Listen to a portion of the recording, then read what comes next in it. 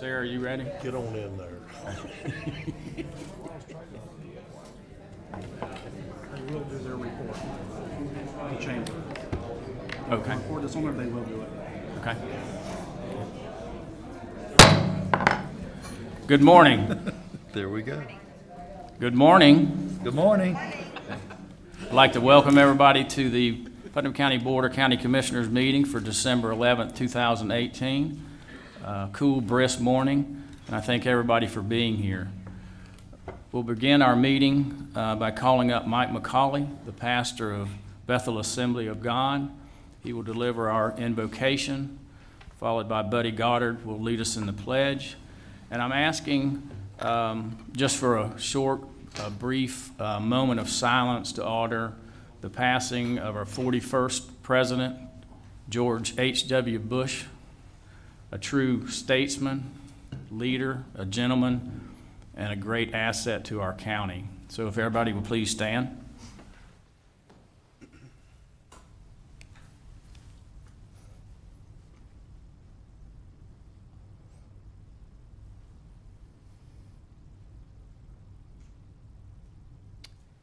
And let us pray. Heavenly Father, thank you for each and every person that is seated here today. Lord, thank you for each and every mind and each and every person that fills this room. I pray today, Lord, that we would be respectful of each other's opinions and the opinions that come before this board. Only you know what we are here to do today and what we've set out to do. Each of us has ideas and plans and agendas and visions and talents and abilities. Lord, we have time to do the work. However, only you can see in perfect detail the end from every beginning. You see every project, every event, every season, and so we look to you today to do this work. Forgive us, Lord, for our pride when we think we know what's best. May we humble ourselves and ask for your guidance. Forgive us, Lord, when we have not looked to you. And let nothing we do here today be in vain.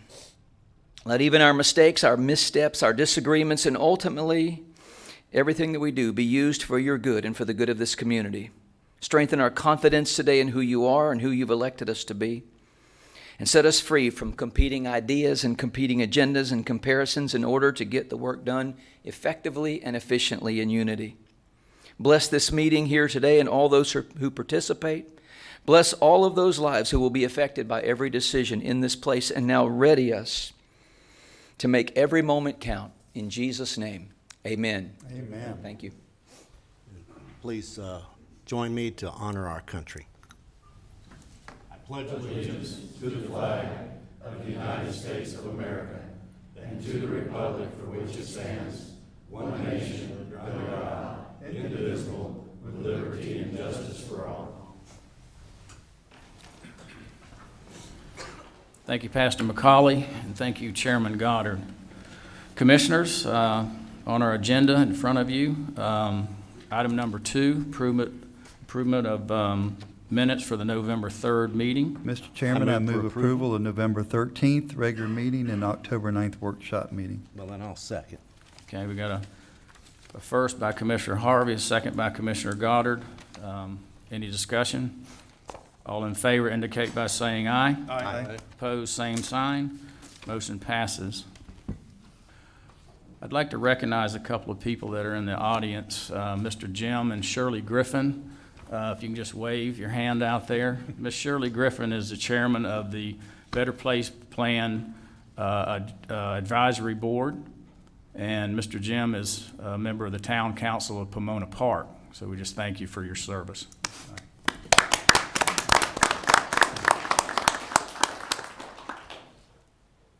I guess if I can talk just a little bit longer, we won't have to recess for the 9:05 meeting. So anyway, I'd like to recognize Colonel Joe Wells. Joe, stand up. Joe does a fantastic job, and he has been the head man in charge since Sheriff DeLoach has been at the FBI Academy for what, some 10 weeks? About 11. He graduates Friday. So anyway, but thank you so much. And I believe I have made it to 9:05. timing's everything, isn't it?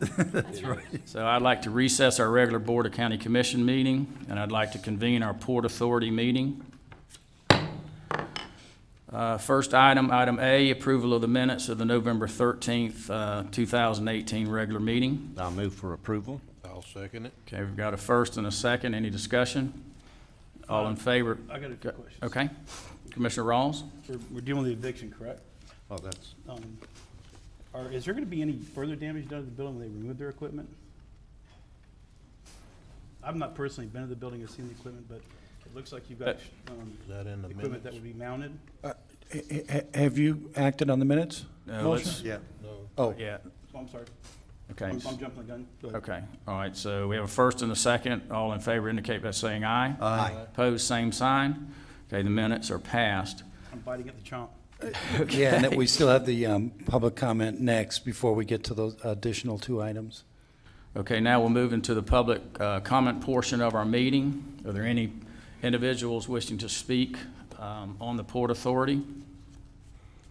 Seeing none, I'll close the public comment portion of the meeting, and we'll open it up to our agenda, and there are two addendums. Mr. Chairman, it looked like you had somebody trying to stand up. Okay. Mr. Tim? If you would come and give us your address, name and address, and speak clearly into the microphone. As I recall from Miss Roxanne, that's not necessary, but you all know I'm at 105 Riverside Way in the lovely town of San Mateo, across the river. Should I wait for the things that you've got marked as addendums, or should I go ahead and spit out just a little bit? Because you've got 2 or 3 agenda items on the Port Authority, as near as I can tell. Do you want me to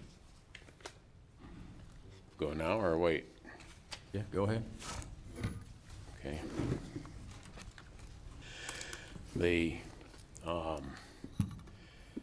The rental of that building down on the river, and forgive me, I forget what you call it, that the county's paying $10,800 in legal fees, when all it's gonna get back from it is $10,000 in earnest money that was put up, as near as I can tell. And yes, you're gonna fight for some more money, but to me, it's a wonderful illustration of due care and caution that I would urge all of you to participate.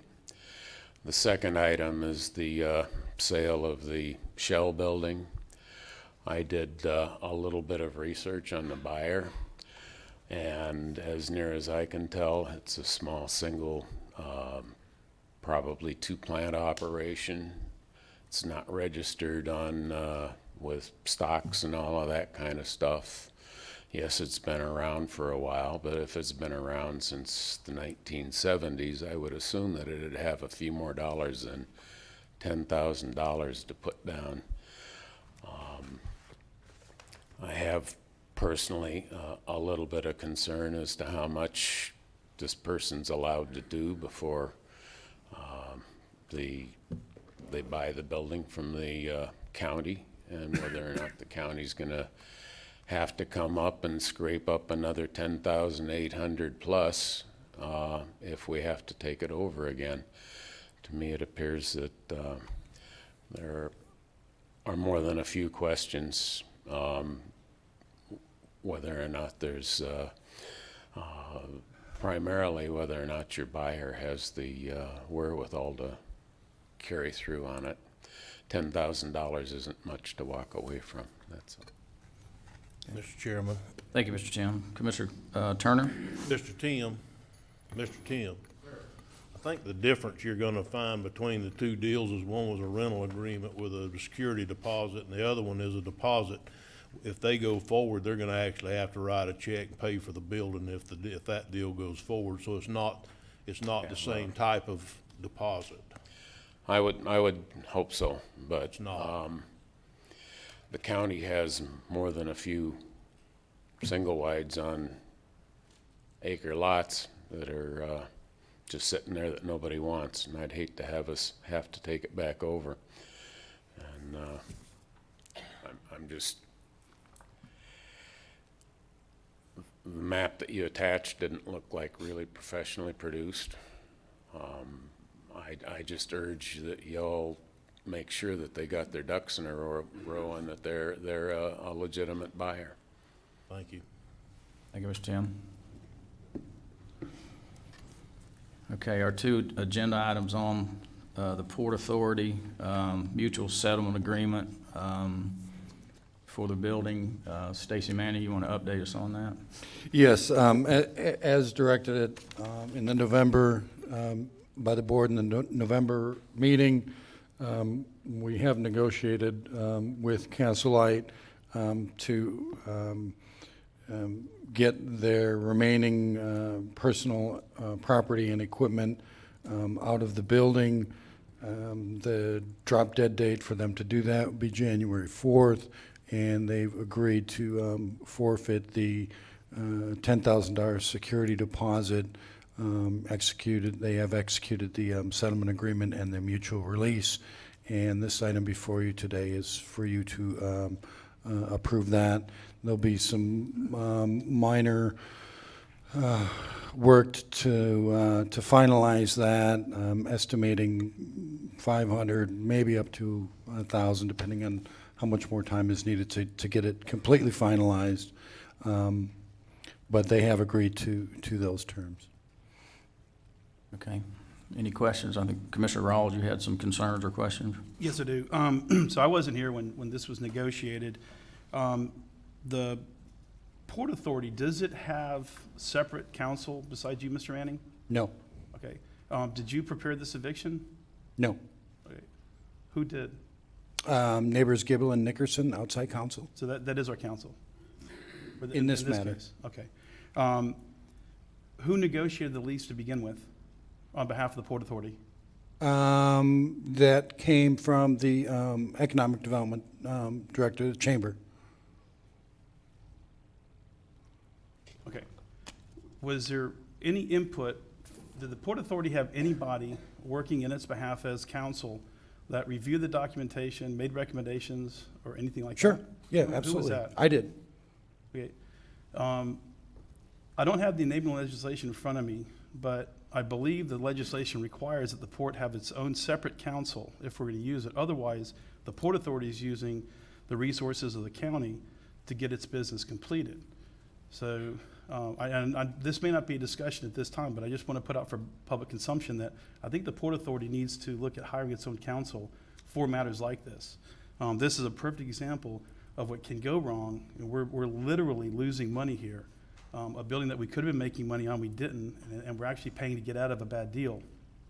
I personally knew of this company 3 years ago and did not want to do business with them because I could not, when I did my due diligence, I could not find that they had any financial ability to do anything. So what I would do is caution this Port Authority to consider getting separate counsel on Port Authority matters that can focus just on the Port Authority issues. And then the other question is, when the equipment is removed, will there be any damage to the building as a result of the removal? Well, I don't have a crystal ball. I don't expect there to be. There's nothing that's bolted in. It's a matter of pulling up through the roll-up doors, and they've got the equipment itself is large. I don't know if they have to use a crane to pick it up and pull it out, but there's nothing actually physically attached.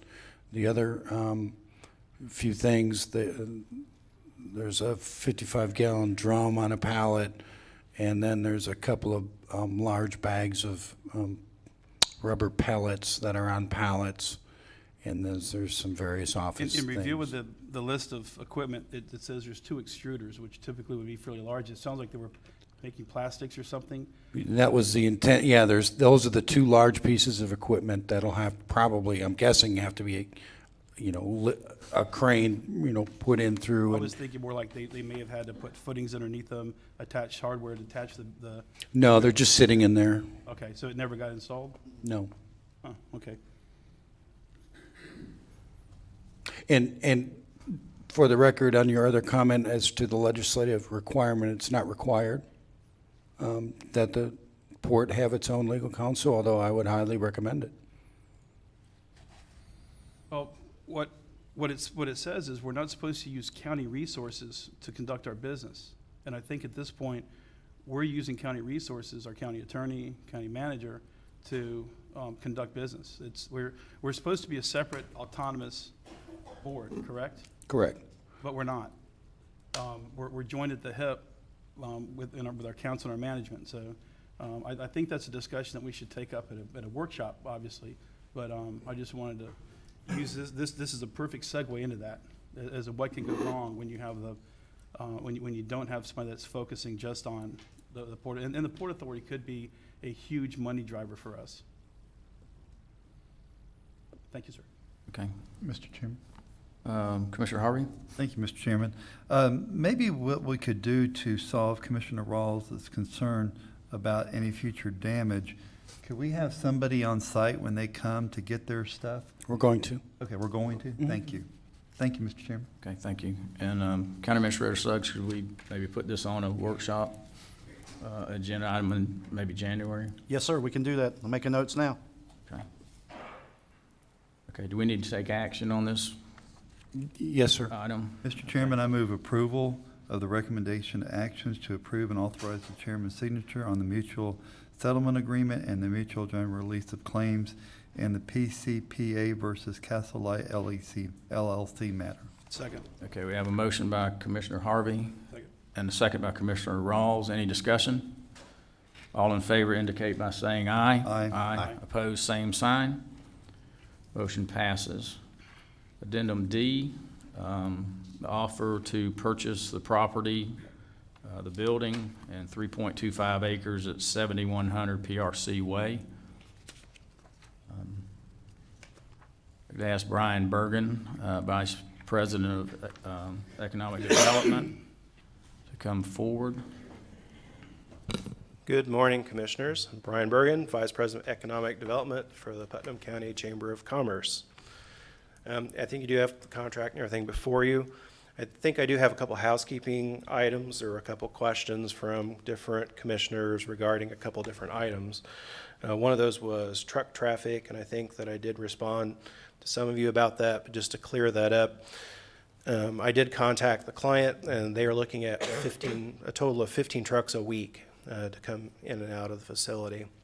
And their preference would be during the planning phase, going through planning, that the county be able to provide some signage so all their trucks come in off of 100 onto 309C. They really don't want anything coming in off the St. John's Way, and all of their drivers will be coming and going will be given those instructions. The second item we had was about water flow and whether there was capacity. And I do have an email from Jonathan Griffith, who is the Public Work Director for the City of Palatka. And for this particular project, there's more than sufficient capacity with the system. I think they're looking at 5.98 gallons per minute is to come out of this facility. And I'll submit this email for the record as well. And I think those were the two questions that were open that I had not resolved for everyone before today. Okay, any questions of Brian? Commissioner Rawls?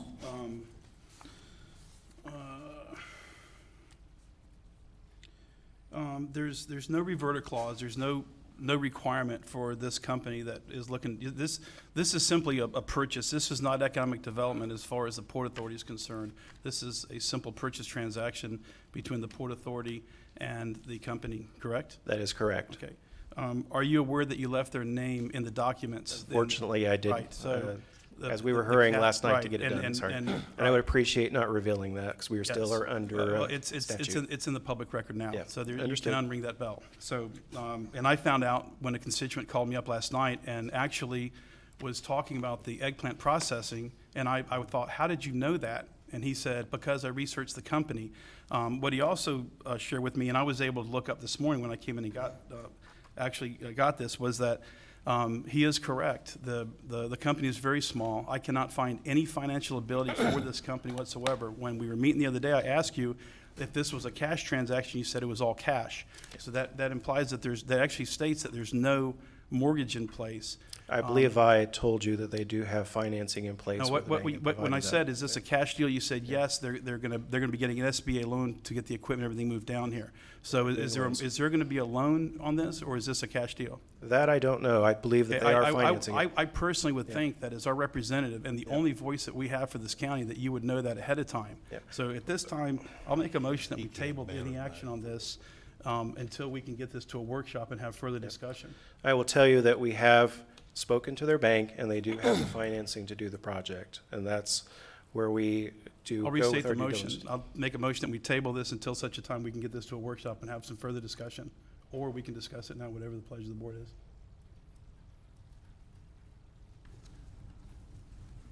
Any other questions of Brian? Motion died for lack of a second. Okay, the motion, okay, on the there's a site motion on the floor to table this and to put it on a workshop in the future. Is there a second? Okay, motion dies for lack of second. If I could continue, on the site plan, it's very confusing to what we're selling. It hash marks out the spec building, but then next to it, it says 4.5 acres. Right, that's the piece of property that kind of wedges down, and extends to St. John's Avenue. And the reason that we had included that as part of the purchase agreement, they are bringing a gas line into the facility, and that would ease any right-of-ways that they would have to get to do that. So they're gonna have access from St. John's Avenue, all the way to the front on, I can't read the name of the road because it's It's not legible, PRC but- Way. Right. So we're giving them an additional piece of property, not just the spec building property. That's correct. It's like 3.5 acres. That's that little wedge back there. And a large part of that is taken up by a retention I pond. personally would just like to state that I find this offensive, that we're coming in the only meeting in December, and we're in a rush to sell this thing. We're gonna take a tremendous loss on the building. We're selling it for probably a quarter, if not, and adding the other property into it, maybe even a sixth of what it's actually worth. But again, not having, in my opinion, good representation for the Putnam County Port Authority, looking out for our best interests, we're now gonna be in a hurry to give away a piece of property with no specific performance requirement. This is not economic development. This is a real estate transaction. And as much as it says, Mr. Manning, that we don't have a broker involved, I would respectfully disagree that we do have a broker, and that is the Chamber of Commerce, acting as a broker between the Putnam County Port Authority and the now-known purchaser. Mr. Rawls, Whatever he's done, I'd like. legally, we don't have broker that we're required to pay. That's the point of that. Right. And I'll have to tell you, I take offense at your comments.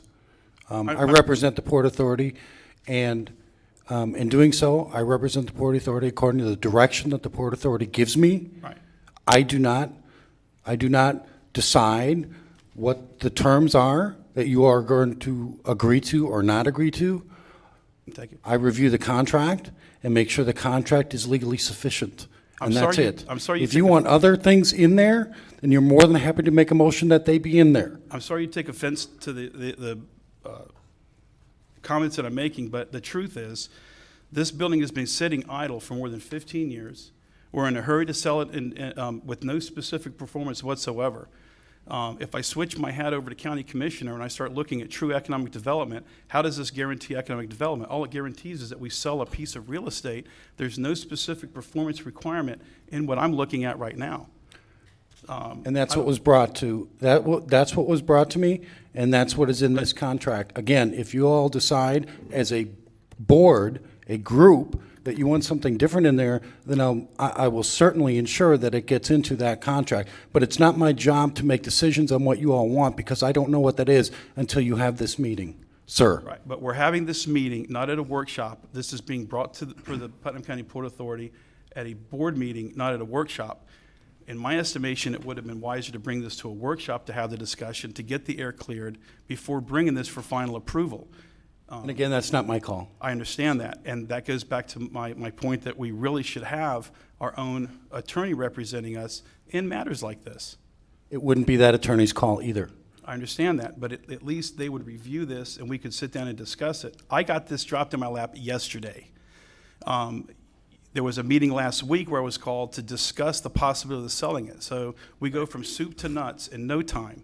And I think this is part of the problem that the citizens of Putnam County, and by the way, sir, you might work for 5 people on this board. I work for 73,000 people. So I would just have to say that what we do is important to all the taxpayers. And if we're fixing to take a loss in this building, one of the questions that I asked that was never answered was, how much do we have in this building? What is the value of the new property? This is the first time I'm hearing of this property being sold, the piece that touches St. John's Avenue.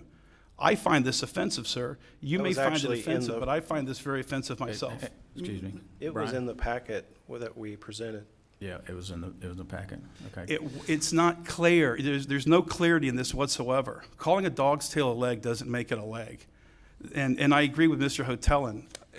The scribbling on a piece of paper, this is not professionally compiled. I have an 8.5 by 11 sheet of paper that's going to describe probably 40 acres of land on it. That's not prudent, and that's just my opinion. Mr. Chairman. Okay, Commissioner Turner? A few things. I don't agree with Mr. Rawls on that we need additional counsel for the Port Authority at this time. Maybe in the future, but not right at this time because we don't have enough stuff going on at this time. Part of what he says I agree with, and that is the part that we don't have any agreement that says that company Eggshell, or whatever you choose to call them this morning, is going to follow through. So I would like to propose that we add to our sales agreement the language that there's a deed restriction on the property for 2 years, and they have to prove that they have invested $3 million in the property within that period of time, or the county has the option to purchase back the property within 90 days unless the party mutually agree to extend that agreement in 2 years. Now, another portion of this that I don't agree with him on is that, Commissioner Rawls, excuse me, is that the Port Authority isn't an economic development engine. A Port Authority, the only reason they exist is for an economic development engine. The reason this building was built in the first place was for an economic development engine. I agree it did sit for 14 years, but it also was built at just about the worst timing in history. If I knew what was gonna happen, I could have made a lot of changes in my personal life, and it would have made a big difference over the last 14 years. I'm not in a hurry to sell the building. What I am is I'm in a hurry to help with economic development in our county. I think that any time that we have the opportunity to bring in someone and sell them a 14-year-old building that we have in inventory for probably about half of what it's worth, but we set benchmarks for the jobs. We set benchmarks for they've got to put so much investment in the community within the next couple of years, then I think that's good for everybody.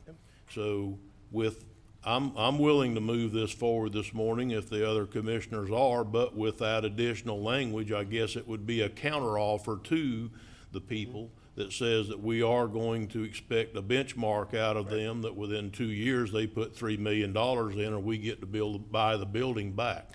I think that's the way we protect the public's dollars, because if they haven't done what they said they're gonna do in 2 years, they can't, or if they decide in a year, for instance, that they're not coming to Palatka or Putnam County, and I think that is a city of Palatka, at that time, they could just go on the market and say, okay, well, we're gonna try to sell it now for 1.3 or 1.5 or whatever it is. So I don't see this as any different than what the board has done in the past, which is offer an incentive by selling the building for less. We're not offering them tax incentives, nor am I aware that they have asked for any tax incentives. Right. They seem to think that the building that they're going to invest in this business $5 to $10 million in the next 2 to 3 years, is what I have been told. If that turns out to be the case, then we're gonna be able to tax them on those improvements to the building at that time. So I think that, I've said many times, if people listen to me, Putnam County doesn't need more jobs. We got plenty of them. We need better paying jobs. And this is one of the first steps in moving us into that direction, that we're not just adding minimum wage jobs. I understand that this business, their median wage is $30,000 a year. I know that's not the best in the whole world, but I know a lot of people that would love a $30,000 a year job right now. So, like I said, I'm willing to move this forward and make a counteroffer to these people with that. Do I need to make a motion on that? Oh, you want to talk first? Excuse me, go ahead. No, The answer would be yes, but go ahead. Okay, Commissioner Harvey? thank you, Commissioner Pickens and Chairman Pickens. Brian, let me say this, thank you for representing that building out there. And no doubt, I do have the numbers, you brought those to me yesterday. And, you know, we carry not accounts receivable on our Better Place plan, but we all kind of knew what the placeholder number was there.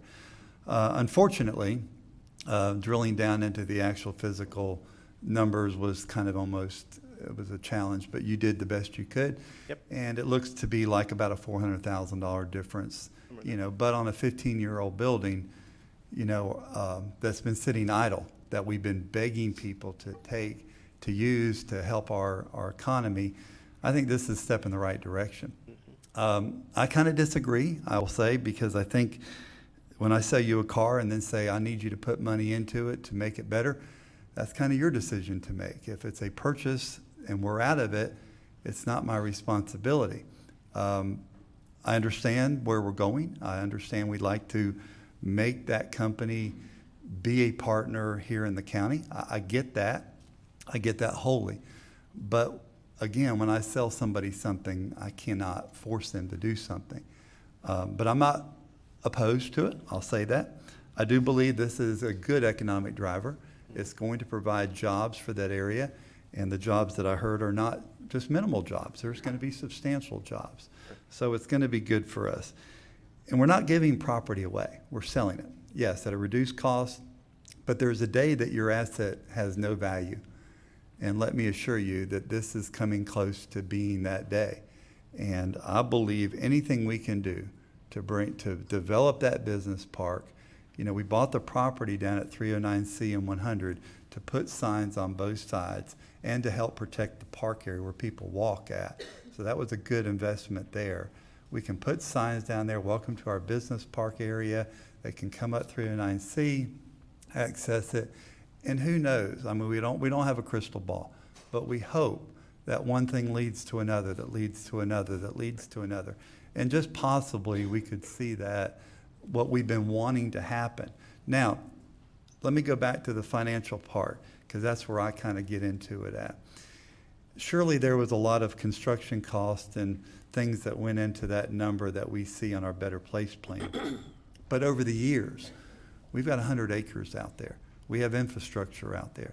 We're going to see, as we sell those parcels, that money coming back to Port Authority. Right. So I have no heartburn whatsoever in selling this at a reduced cost in order for us to see jobs and an investment from the company to get back on out of the county paying no taxes to a taxpayer paying taxes and producing jobs.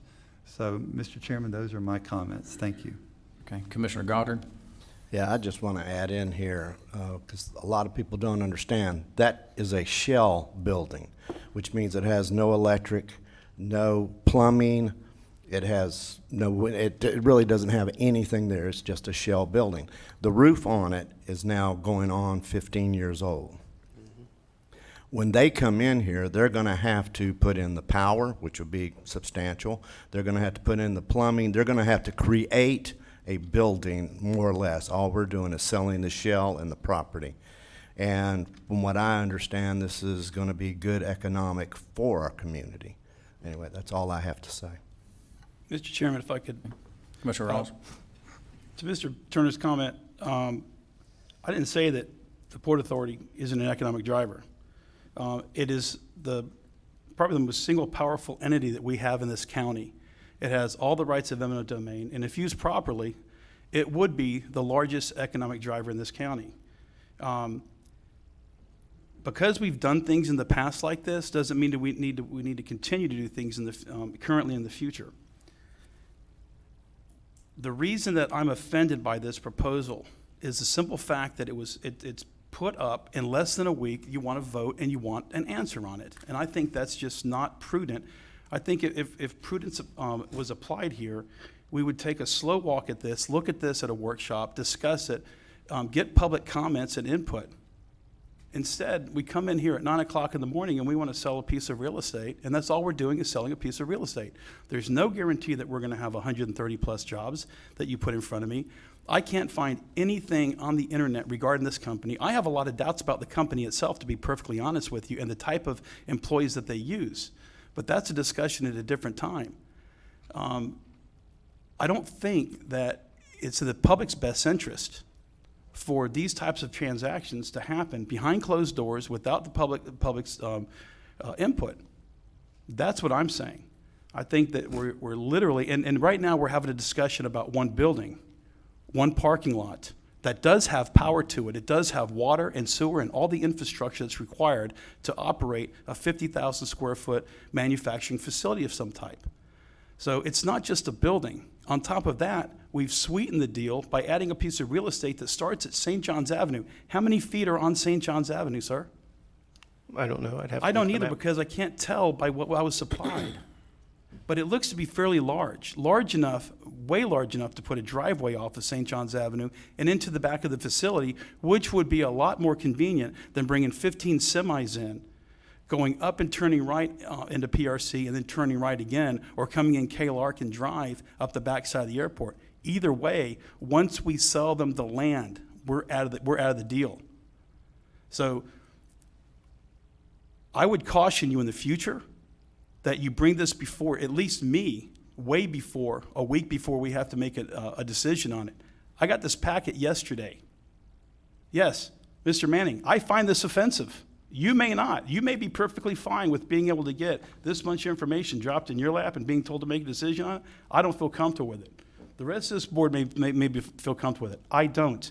What I saw the other day at the presentation did not show me any financial ability for this company.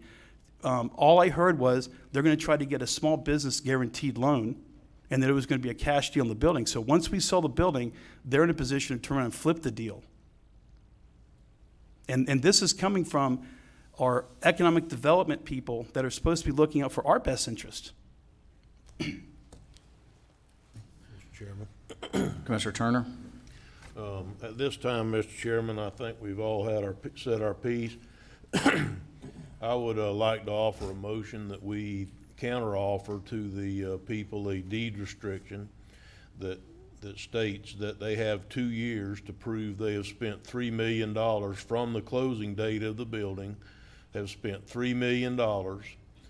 And if they haven't, then the county has the option to purchase back within 90 days of that date the building for the same amount of money that they paid us for it, unless the parties mutually agree to extend at that time. And how long would that counteroffer be For valid? 1 week. They've got 1 week to come back and answer yes or no.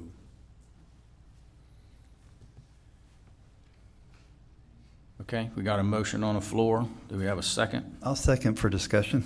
Okay, we got a second by Commissioner Harvey. I have a question. Okay, Commissioner Harvey has the floor. Whoa. Commissioner Harvey has the floor. Thank you, Mr. Chairman. The problem I have, again, is does the county want the option of buying that building back?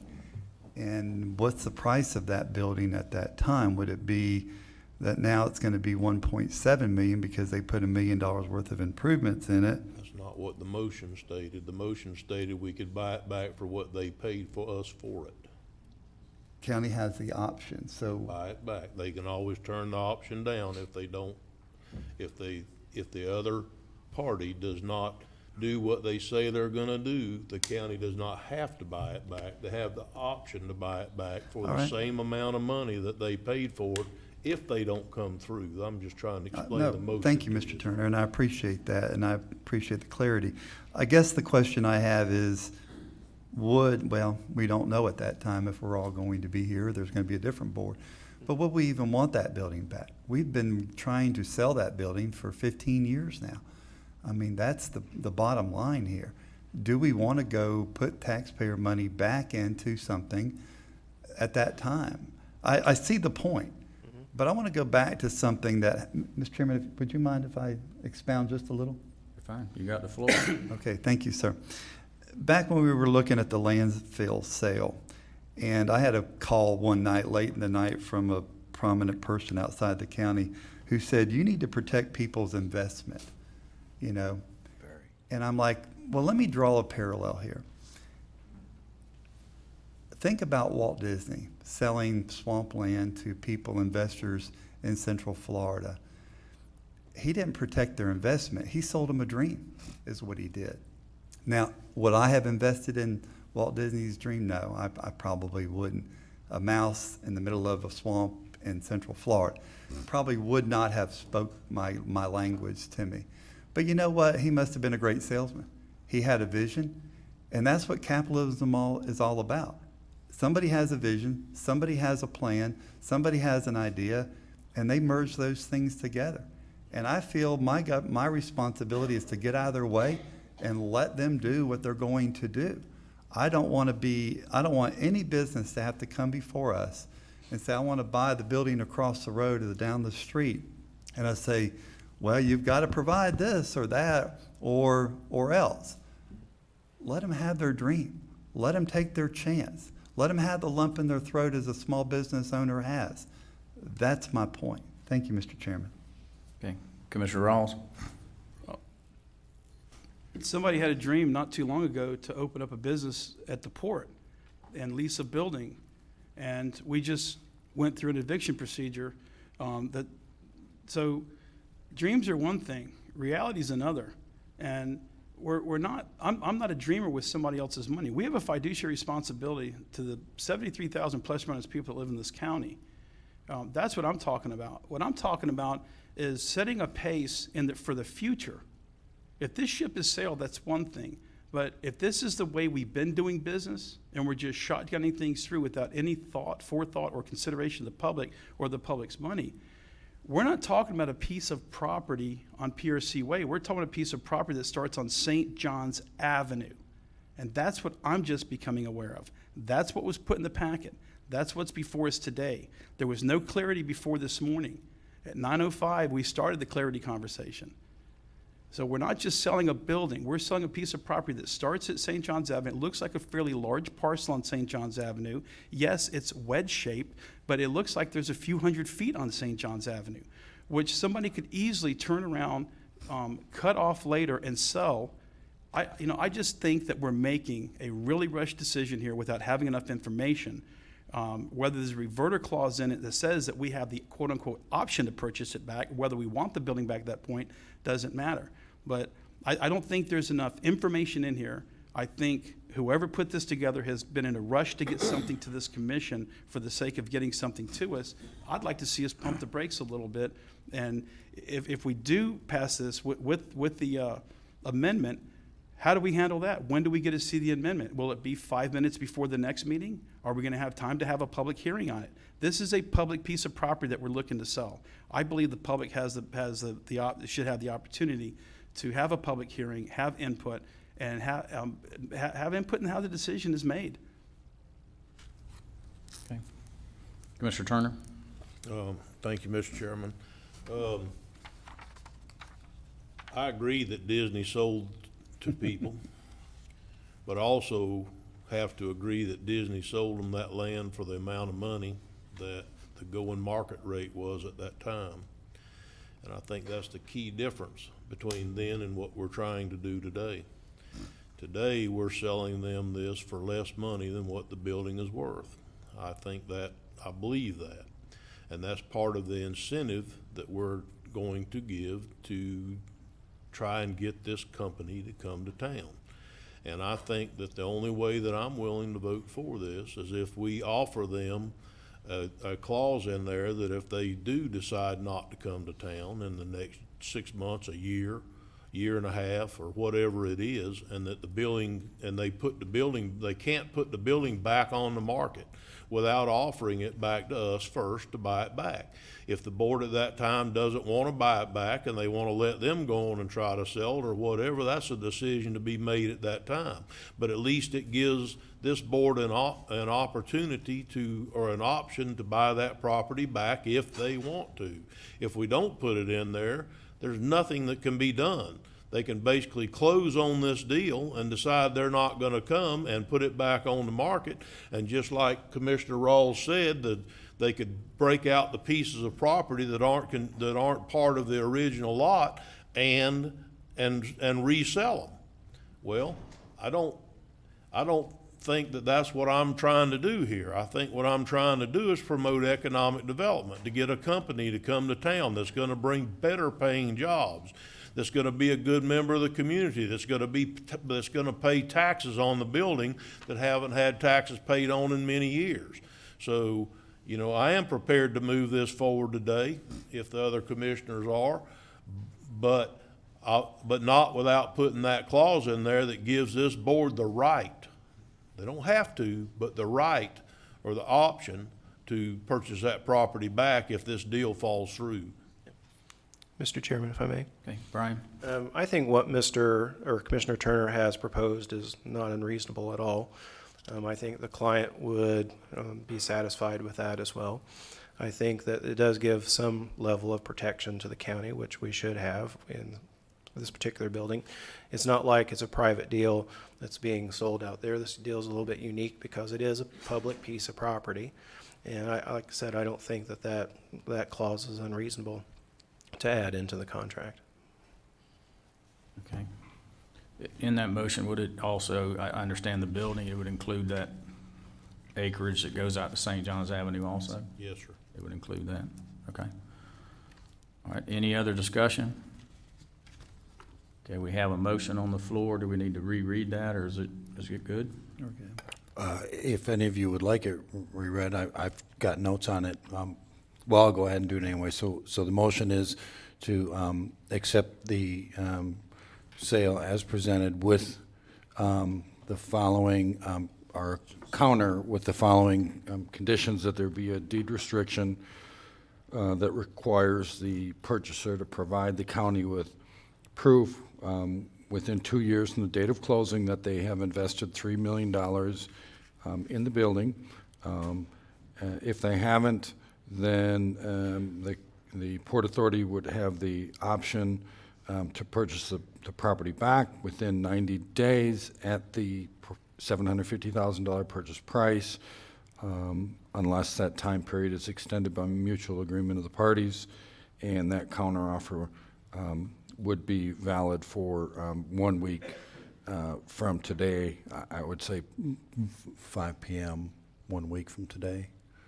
If I might, I don't think the motion ever said approve this. It said amend it.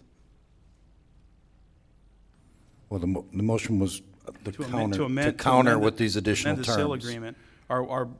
Is it your intention, Mr. Turner, for us to not see the sale agreement before it goes out in its final As form? long as that amendment is in there, then it's fine with me. As long as that's the counter offer that needs to be sent back to them. We're gonna counter with that language in there. That's the counter. That was my intention. Mr. Chairman, Commissioner Harvey? just one point of clarification. I understood that it was the total project, not 3 million just in the building, and No, sir, all they got to do is, they have put in $3 million into the building within a 2-year period. Okay. So they claim they're gonna, and the packet that was given me the other day, it was presented, and I don't think this is part of the confidential part. If it is, somebody shake their head or something, but they said they were gonna put $5 to $10 million worth of assets in this building to bring this business forward. Correct. So that, if they're if they're starting this process in 2 years and they only have 2 million in, but they're in active engagement in getting this done, I can't imagine this commission would stop them in 2 years from letting them carry on. But if in 2 years they haven't gone anywhere and they've made the decision not to come back, that's a different ballgame. That gives the commission at that time options. So to be clear, if this board votes to approve this, it would be presented to the purchaser with those additional terms. Otherwise, it'll be exactly as you see here. They would have 1 week to accept. If they accept, then that would be a valid agreement. We would move forward. Right. Yes, sir. Okay. Any other questions or discussion? Regular vote, okay? We need a roll call vote on this. Probably best to have roll call considering the discussion. Okay, we have a proper motion from Commissioner Turner with a second by Commissioner Harvey. Sarah, would you do a roll call vote by district?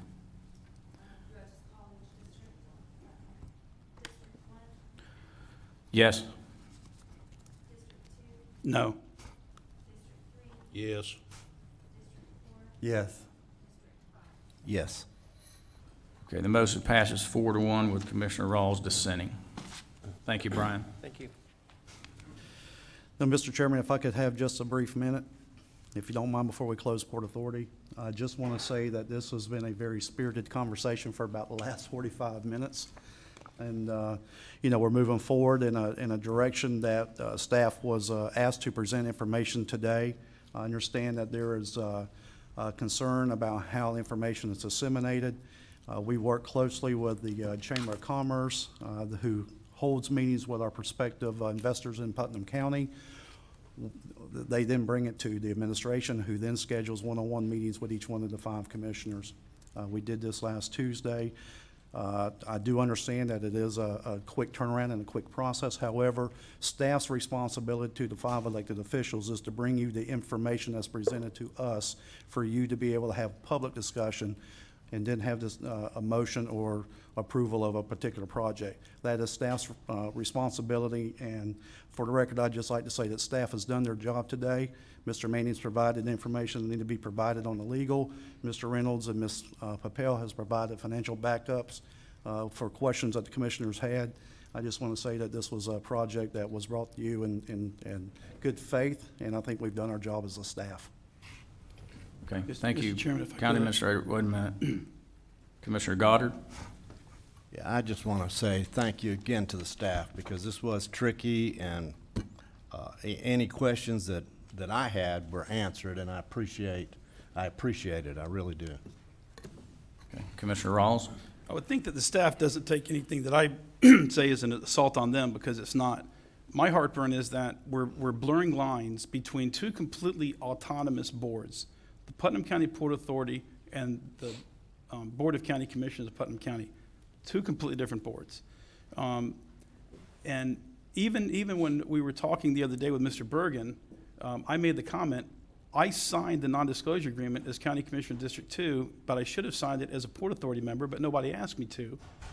And Dana Jones said, well, you're all the same, but we're not. We are literally not all the same. And I personally would like to see this board conduct itself as an autonomous board, knowing that we have the opportunity to do some awesome things in this county that the Board of County Commissioners cannot do. But it's going to take this board and staff and everyone else reading the enabling legislation, understanding what our authorities and our powers are, and taking advantage of them so we can start making money and producing income for our county. I think that we are beholden to our constituents, all 73,000 of them. And in my opinion, what happened today does not display good faith on our part to them that we have their best interest at heart. We took a 7-day, actually less than 7 days, because I met at 3 o'clock in the afternoon on Tuesday. In less than 7 days, we take this thing from soup to nuts with very little clarity whatsoever. And I want to make this clear. I had a non-disclosure agreement put in front of me.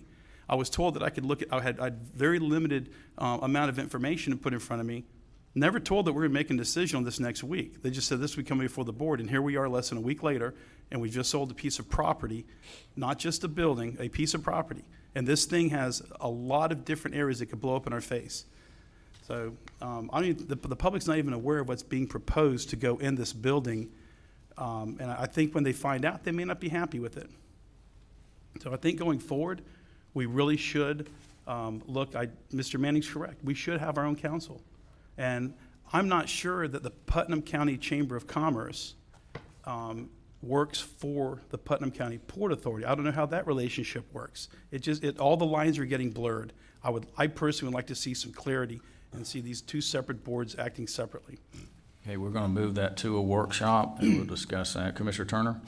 Yes, I think that we are gonna move it to a workshop, as you asked to do earlier. And personally, I'd be more than welcome for you to bring specific ideas on ways to improve our port authority other than to give it away to somebody else.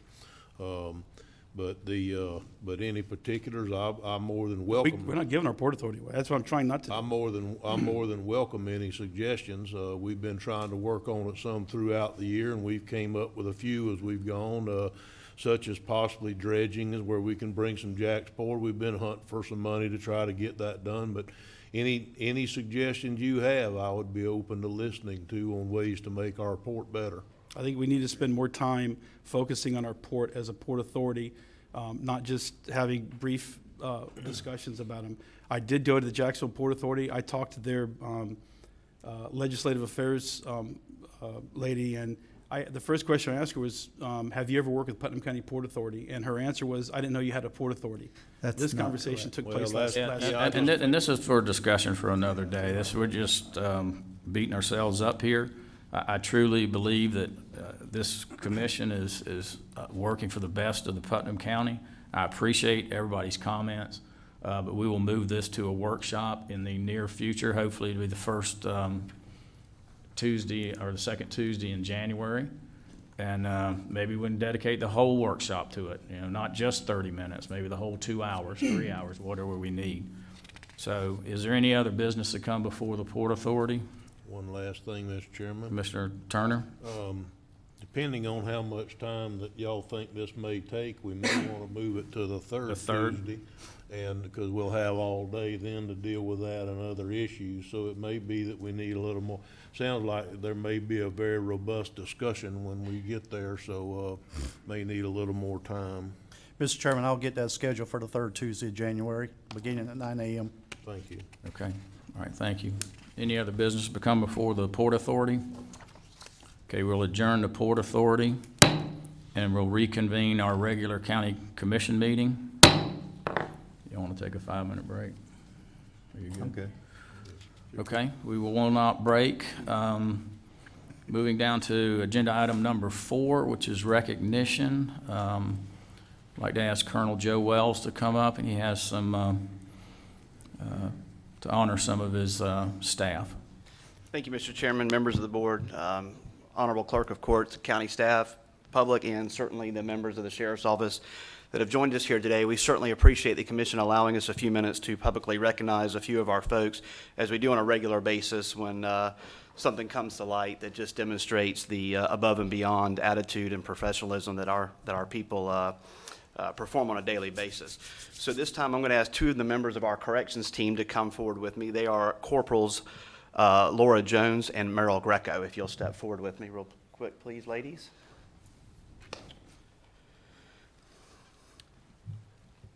Again, I'll be brief, but just want to make an opening statement that it's oftentimes our law enforcement team, those deputy sheriffs that perform the law enforcement function in the field, that are seen most by the public, and oftentimes because of their positions, they receive a lot of the recognition.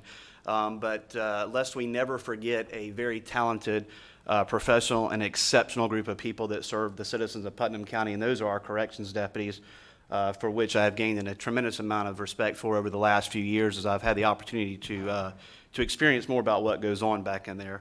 So, on any given day, they serve a population of an average of 350 to 380 inmates, and they are responsible for the care, custody, control, and yes, rehabilitation of those inmates. And they do so with exceptionally well every day, but once in a while, an event takes place that just deserves a little extra recognition, and that's what we're here to do today. So on September 2nd, 2018, at approximately 9 p.m. in the evening, Corporal Greco, along with Corporal Jones, responded to an assistance call regarding one of our inmates who was experiencing an urgent medical emergency.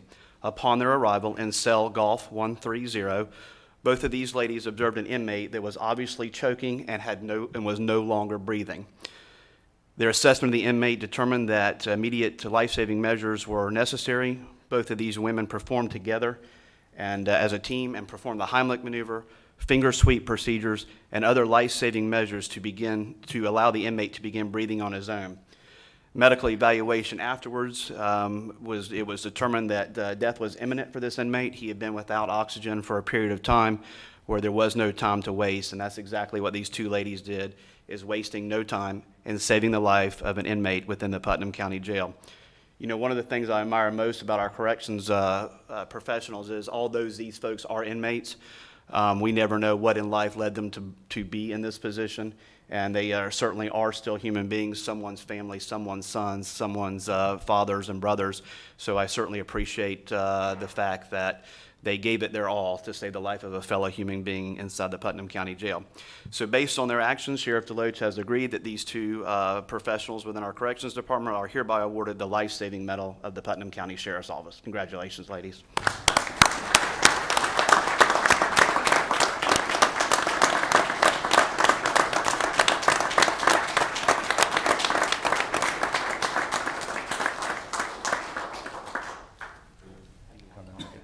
Pictures with them. Vice Chairman.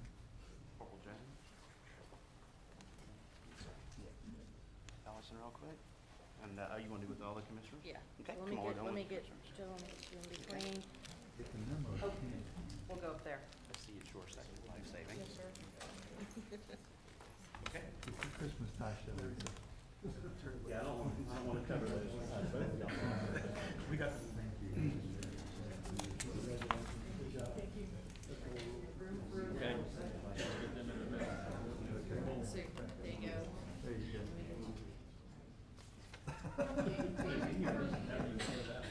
There. Cause I got one more I gotta get in here. I know, no respect.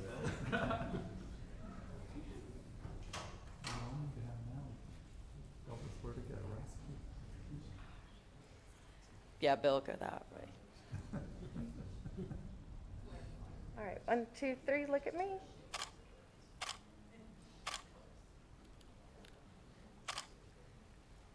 Everybody get their pictures? All right. Amanda's waiting. Oh, over here. Thank you.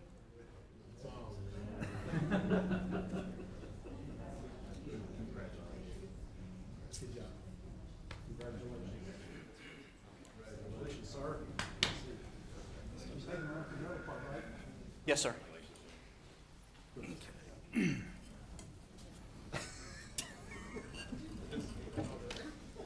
Really went there, right? Thank you, Colonel Wells. About fell down on the floor. Our next item, I'd like to call Press Tompkins up. We have some recognition of some of the Public Works employees.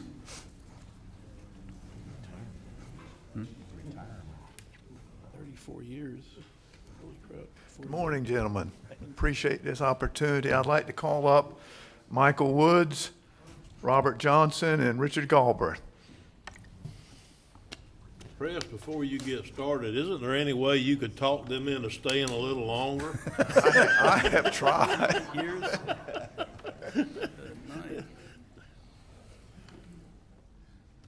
You're not ready to watch TV, so you can come on. Press, I was going to ask you if I could get Robert Johnson's personal cell phone number so I can call him. He won't even give that to me.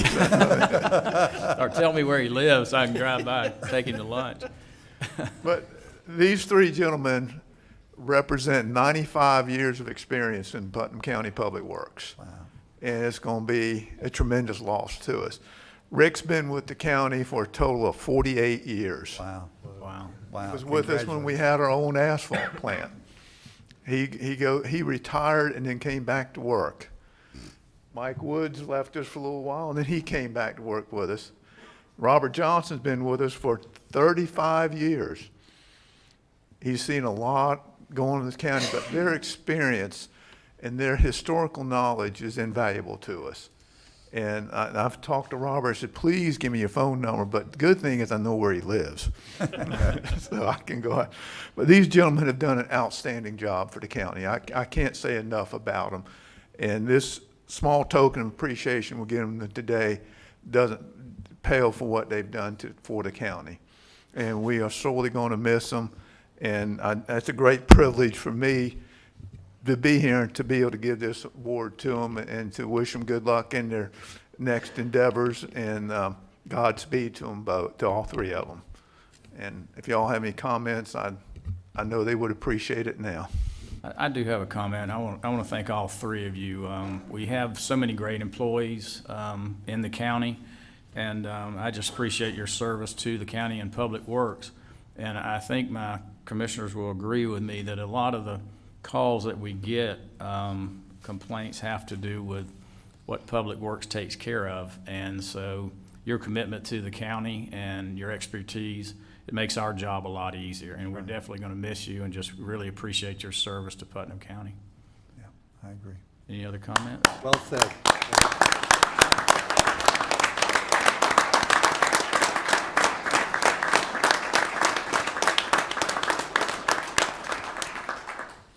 Guess it's picture time.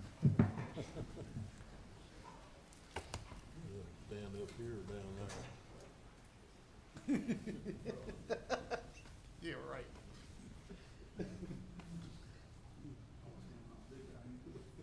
Congratulations. I'm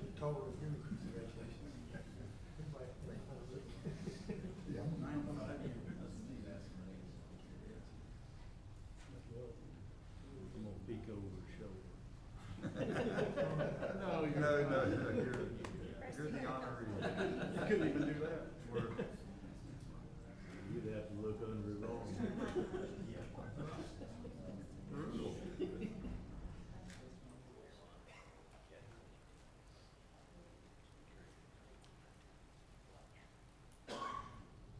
Looks like we got it.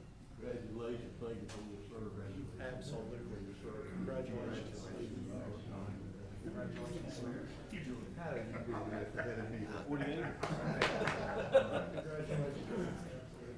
I don't know when I'm retiring yet. 48 years. Wow. If you ask him on day one how long he would have been there, he would have never said 13 years. That's a half a decade. That's 2 careers. He'll do it in a heartbeat. Yeah, for a long Thank you, Press. Okay, our next item, Mary Garcia. Would you come forward? Has a presentation from SWAT. We're trying to see if that we can get the presentation loaded or not. Okay. Like, you want to do the next person, then we'll come up third? We go to item A then? Yeah, I guess we could go to item, okay, Mary, we'll do that. We'll go to item A, under presentations. Fall County Commission update from FDOT. Stephen Browning and Jamie Driggers, would you come forward and welcome? So good morning, I'm Stephen Browning, and I also have Jamie Driggers here with me today from the Florida Department of Transportation. We kind of want to walk through the tentative work program with you from fiscal years 20 through 24. Okay. Give you just a minute while we receive his handout. Typically in the past, we come to you guys in the spring and the fall, but we kind of mixed things up a little this year, and we actually met with staff in the spring and kind of went over projects, concerns, and that type of stuff, and it was very beneficial for us moving forward. We'd like to continue with that process, but we're always available to come meet with you, the commission meetings, if needed, or meet with you one-on-one individually, either or. All right, kind of walk you through the list of the projects. We have the first project, State Road 20. I know Commissioner Harvey is excited about the State Road 20 projects. He's worked 10 or 15 years or more longer on these projects. It is scheduled for construction in 2020. That's a portion from Alachua County to Southwest 56th Avenue. And the second one being the remaining portion from 56th Avenue to Interlocking is scheduled for construction in 2019. So They're on their way. They're coming. I know Mr. we've Chairman? worked really hard. Commissioner Harvey? Would you mind if I interrupt just a moment? Feel free. Larry Pritchett, who was our property appraiser here for years, and our Honorable Tim Smith worked with him, said that he voted for Sid Martin back when he was in college at UF because Sid promised a 4-lane 20 from Gainesville to Palaca. So this is the final segment, and it's been a long time coming. Larry Pritchett had a great career, been retired for a long time. So this is how it takes a long time sometimes to get things done in government, and this is a final piece, and I'm excited. The county should be excited because now it's going to give us a corridor to move in and out of. So thank you, Mr. Chairman, for allowing me to. Thank you. In the third project, being US 17, the widening from Satsuma to the west of the Duns Creek Bridge is scheduled for construction in 2023. And feel free to interrupt me as we go. We'll kind of cover these projects, but if you have any questions on them. The fourth project is really more of a right-of-way phase for the State Road 100 from the Water Management District to east of 17 for a future bike trail. But this time, only right-of-way is funded for that project. The next project's really a signal maintenance agreement. That's something you guys see every year, so no shocker there. The next project, State Road 100 at East End Road, that is an intersection improvement in San Mateo, and that's scheduled for construction in 2021. The next 4 are resurfacing projects on either State Road 20, State Road, or US 17, or 100. They're shown in the various years. If you have any questions on those, I'll be glad to answer them, but just a simple mill and resurface on those. Moving down to the next group of projects, the first 2 are lap projects, sidewalk, bike trail projects. The second funded for construction in 2020. The third project is the Safe Routes to School project, sidewalk near James Long Elementary and Robert Jenkins Middle School, scheduled for construction in 2023. The next 2 are resurfacing project, the first being on 315 from State Road 20 to 100, scheduled for construction in 2021. And the last in that group of projects is St. John's Avenue from Palm Avenue to the railroad crossing, scheduled for construction in 2020. The remainder of the projects, the next 5 are more your scrap Scott projects. First 2 are Lake Susan or Lake Ashley. Those are your Scott projects scheduled for construction in 2020. You have Palm Avenue it's scheduled for construction in 2022. And then you have the Drayton Island, kind of the ferry bridge replacements as we call them, but they're more of the ferry landing. We're replacing it on both the island side and on the land side. And those are scheduled to be replaced in 2021. Okay, and I thank you for that, because that's in District 1. Those have been, That's been a long time coming, and it will really make my life a lot easier when that's completed. Mr. Chairman? Okay. Mr. Brown, I think on the Lake Ashley, that number is not completely right. There is a second phase of that that's going to hit this coming July. DOT put some more money into that so we can do the project hopefully all at one time. We bid it out in 2 phases, but there's another pot of money, and DOT took some money off the table to encourage that the job wouldn't be overfunded. So just to let you know that number is not exactly correct. So, okay, we'll look into that and verify. that's fine. Okay. And the last project on that group is Holloway Road. It's scheduled for resurfacing, reconstruction in 2023. And the rest are more kind of maintenance, aviation, or transit type agreements or projects.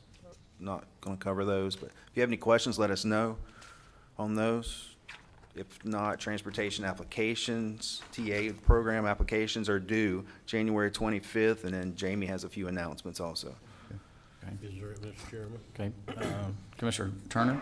Is there any chance of getting any of these moved forward, or is it, I know it's a funding issue, but the East End Road 100 interchange there is a pure safety issue is what it is, and I was wondering, was there any way we could move it up any?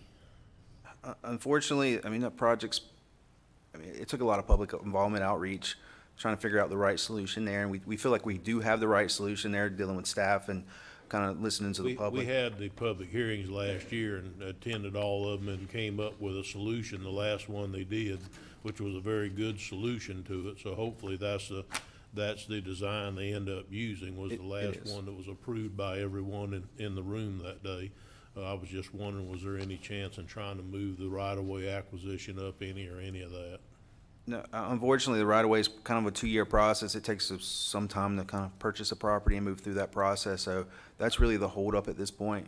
So unfortunately, there's no chance of moving it forward. But it is funded. We are moving forward with it. And I think we do have the right solution for the project. Yes, sir. Thank you.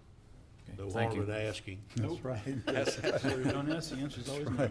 I wanted to take the opportunity to introduce two things that should be on your window of opportunity. The first being that each year, the Department of Transportation develops a 5-year transportation plan, which we deliver for public comment to enhance and to create additional opportunities for comment.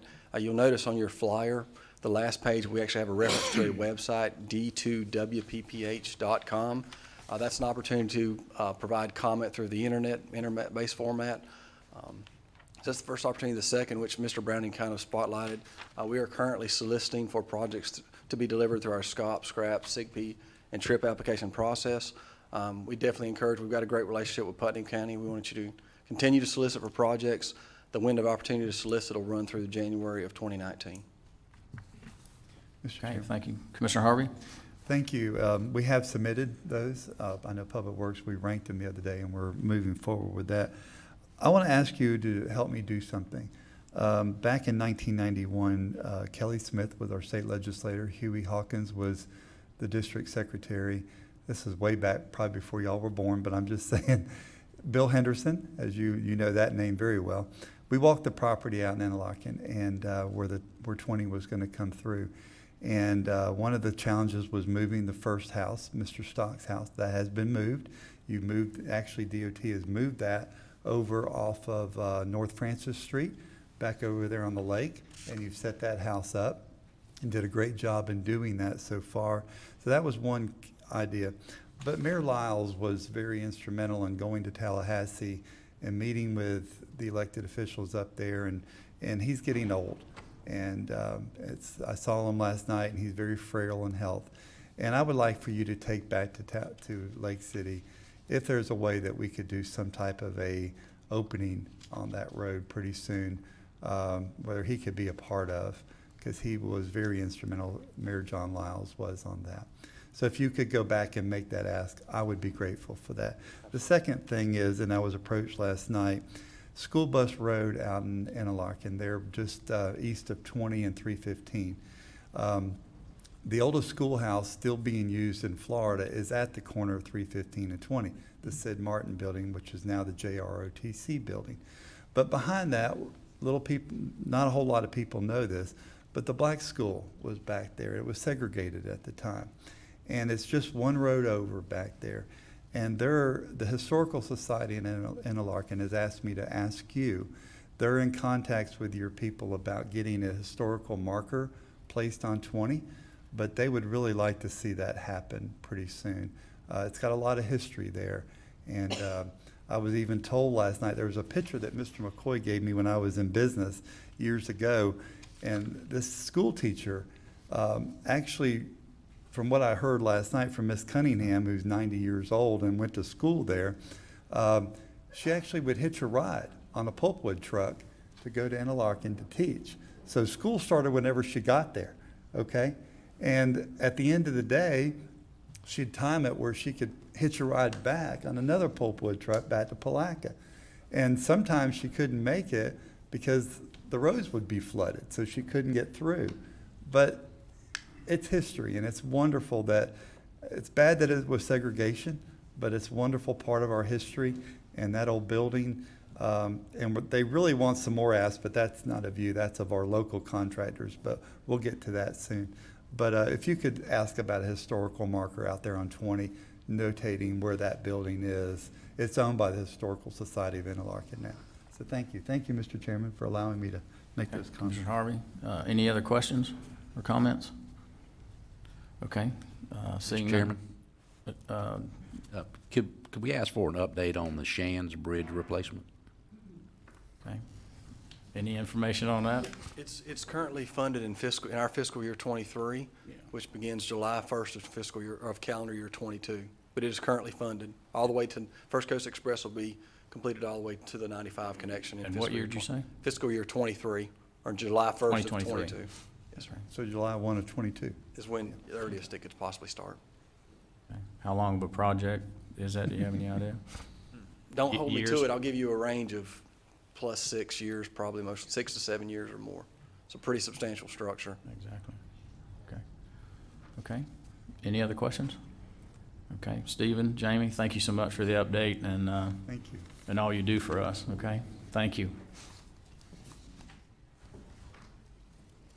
Okay. Miss Mary Garcia.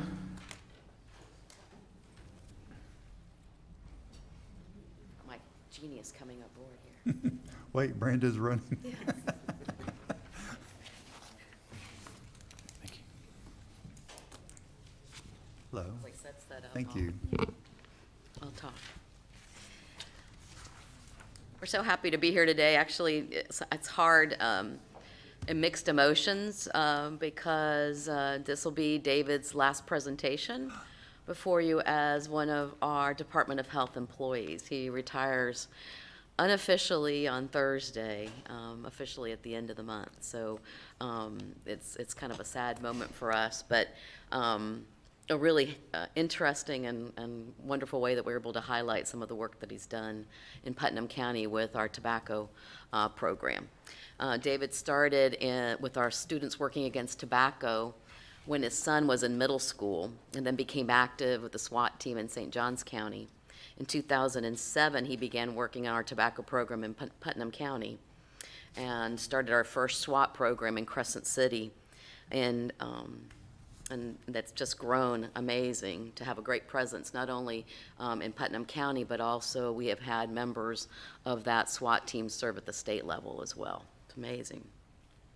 In 2008, we received funding for our tobacco program in Putnam County, and we've been able to sponsor the fair, some sports teams, some PAL programs, and then community events like the Azalea Festival. In 2010, we had our first kudo and win with Georgia Pacific going tobacco-free on their grounds. We followed that up with other policies. In 2010, thanks to you, all our county parks went tobacco-free. 2011, St. John's Water Management. 2011, the Putnam County School District went smoke-free, and then proceeding from the hospital to back to the St. John's River State College went tobacco-free in 2015 at all of their sites. And then the fairgrounds went smoke-free in 2016. So just wanted to say that some of his involvement in tobacco has been instrumental in yielding some of the results that we are going to be highlighting as soon as my genius. Well, our thumb drives are all secured, and so we can't attach them to your computers without blowing them up. So, but his involvement has led some incredible positive results. So one of the things I'll go ahead and do now is one of the things that we've been involved with at the school district and the Department of Education is doing these studies, and they involve a lot of manpower with the school district. And so I want to present him also with a certificate of appreciation from the Department of Education and the Department of Health for carrying out the youth surveys as many years as he has carried them out in Putnam County. So I'm going to get you to look over there.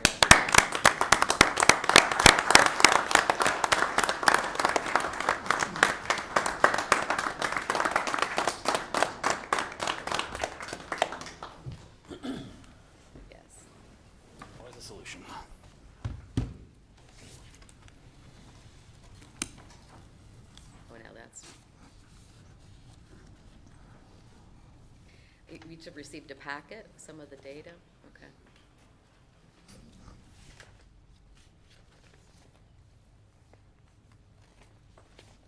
Mr. Chairman, seeing how we're waiting a few minutes on IT, you think this may be a good time to take a short break and let them get it hooked up? Okay, take a short 3-minute recess. Free. You better hurry. Free. Yeah. Slave driver.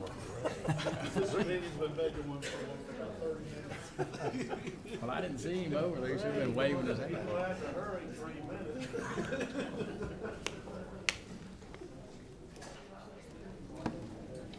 Hey, Miss Mary, is this yours?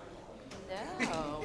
So Must be a, well, no, you know what it is? It's to avoid bugs. Put one in your pocket. That's okay. I got so much Bill to stuff. be up resolved.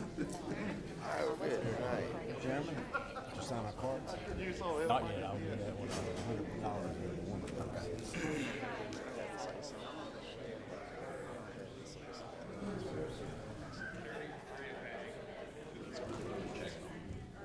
I see that, he said he was gonna start coming.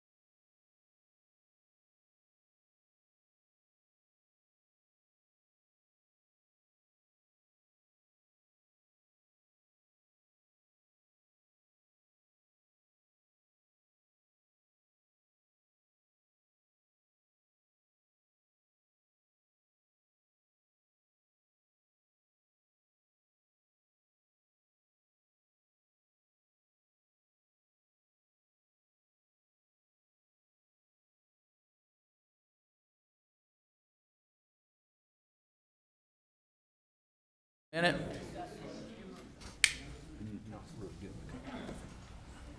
Oh, is it?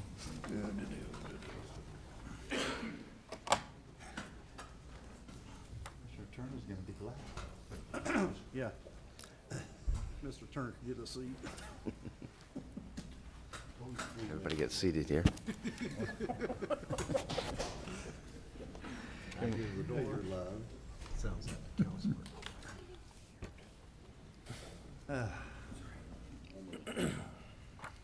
Okay, I'd like to reconvene our meeting and turn it back over to Mary Garcia and David. Thank you. I'm going to let David give his presentation. Good morning, Mr. Chairman, Commissioners. Thank you for the opportunity to appear before you today. Before I leave my position at DOH Putnam, I wanted to share some of the most recent data from the Florida Youth Tobacco Survey, which is done every year, every 2 years as a county level data. So in the United States, tobacco kills 480,000 people a year. In the 1,300 a day in the United States. In Florida, that accounts for 89 people dying every day of tobacco-related illness. So we track the statistics for the youth tobacco use by use of the Florida Youth Tobacco Survey. It was initially developed to monitor and evaluate the Florida Tobacco Prevention Control Program. It's been administered annually since 1998. State-level surveys conducted in odd-numbered years, and even-numbered years are county-level data, which is what I'm going to be presenting to you today. We track the following things: indicators of tobacco use, emerging tobacco products, exposure of secondhand smoke, tobacco use prevention education, thoughts and attitudes towards tobacco. Prior reports can be found online at fysonline.com if you're interested in looking for more. So the purpose of the survey is to determine the prevalence of youth behaviors that are of interest to the state, track these behaviors across time, collect data that is comparable to national, state, and or local data, and provide data among subpopulations of Florida's youth. So I started in the Florida Department of Health in 2007. So the last numbers that I had before when I started were in 2008. So in 2008, 14.8% of our youth in Putnam County used cigarettes. In 2018, that number's down to 5%. That's a 66% reduction. Any form of tobacco, 28% of our youth used any form of tobacco, including smokeless cigars. In 2018, that number's down to 10%. That's a 63% reduction. Smokeless tobacco has always been a major issue in rural counties. Currently, we have a 5.4% rate for 2018. In 2008, it was 12.7. The interesting number here is we also track the attitudes of youth. We call them committed never smokers. That number has gone from 47% in 2008 to 79.1% in 2018. And that's a 68% increase. So I've got a few charts just to kind of give you an idea of what the trends are here. This is Ever Tried cigarettes. In 2008, you see we kind of started around 25%, and it kind of trended evenly until 2016 when we started to see the downward trend. And in 2018, our numbers for Ever Tried cigarettes was down to 18.9%. The next one, we talk about vaping. E-cigarettes have been a tremendous issue across the state and across the nation. In fact, the current commissioner of the FDA has called it an epidemic among our youth. You see the trend here starting in 2008. I mean, it didn't exist in 2007. We went from basically 0 to 25% of our youth trying e-cigarettes. We did see a slight decline this year from 25.9% down to 23.5%. That's a 9% decrease. Ever used cigarettes, or currently used cigarettes, I'm sorry. These are youth that currently identify as having used cigarettes within the last 30 days. We saw a spike from 2012 to 2014, but we see the downward trend continuing. Currently used cigarettes, right now we are down to 5.1%, a 29% reduction from 2016, which we were at 7.2%. currently use electronic vaping. You see the trend upwards from 2008. We actually flatlined over the last 2 years, 2016 and 2018. We remained at 12.3%. The rest of the counties surrounding us have all seen significant increases. Some of that may be due to affluence, maybe slow adopters. We're still waiting to see where the trend goes next 2 years. But I'm pleased to see that we're just staying flat at this point instead of seeing the increases most of the other counties have seen. So as Mary mentioned, a lot of the successes we've had have been policy related. We have a smoke-free fair now. We are only the second fair that has ever done that in the state of Florida. Our county parks are tobacco-free. St. Johns River State College is tobacco-free on all 3 campuses. We have major employers, including Beck, our hospitals, Solaris, St. Johns River Management, and Georgia Pacific have all enacted tobacco-free campus policies or tobacco policies related to their employees. And our Putnam County School District went tobacco-free in 2011. They banned tobacco on all campuses countywide.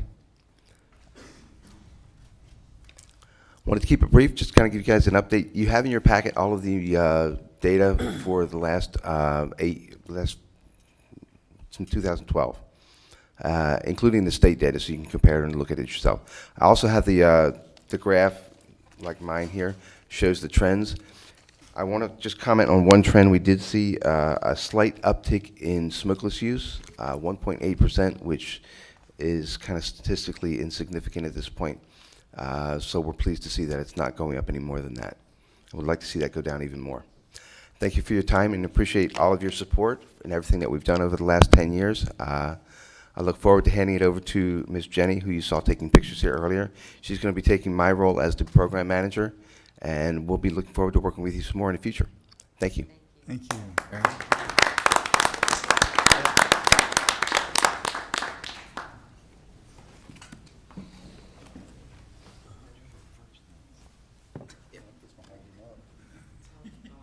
Can I not have all the tall guys?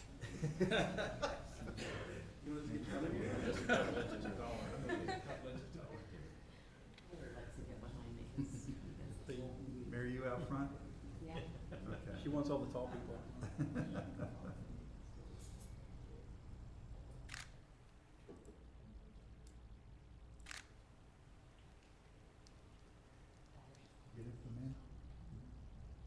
Thank you. Good. Thank you guys so much. You don't get to come down? Yeah, I'm good.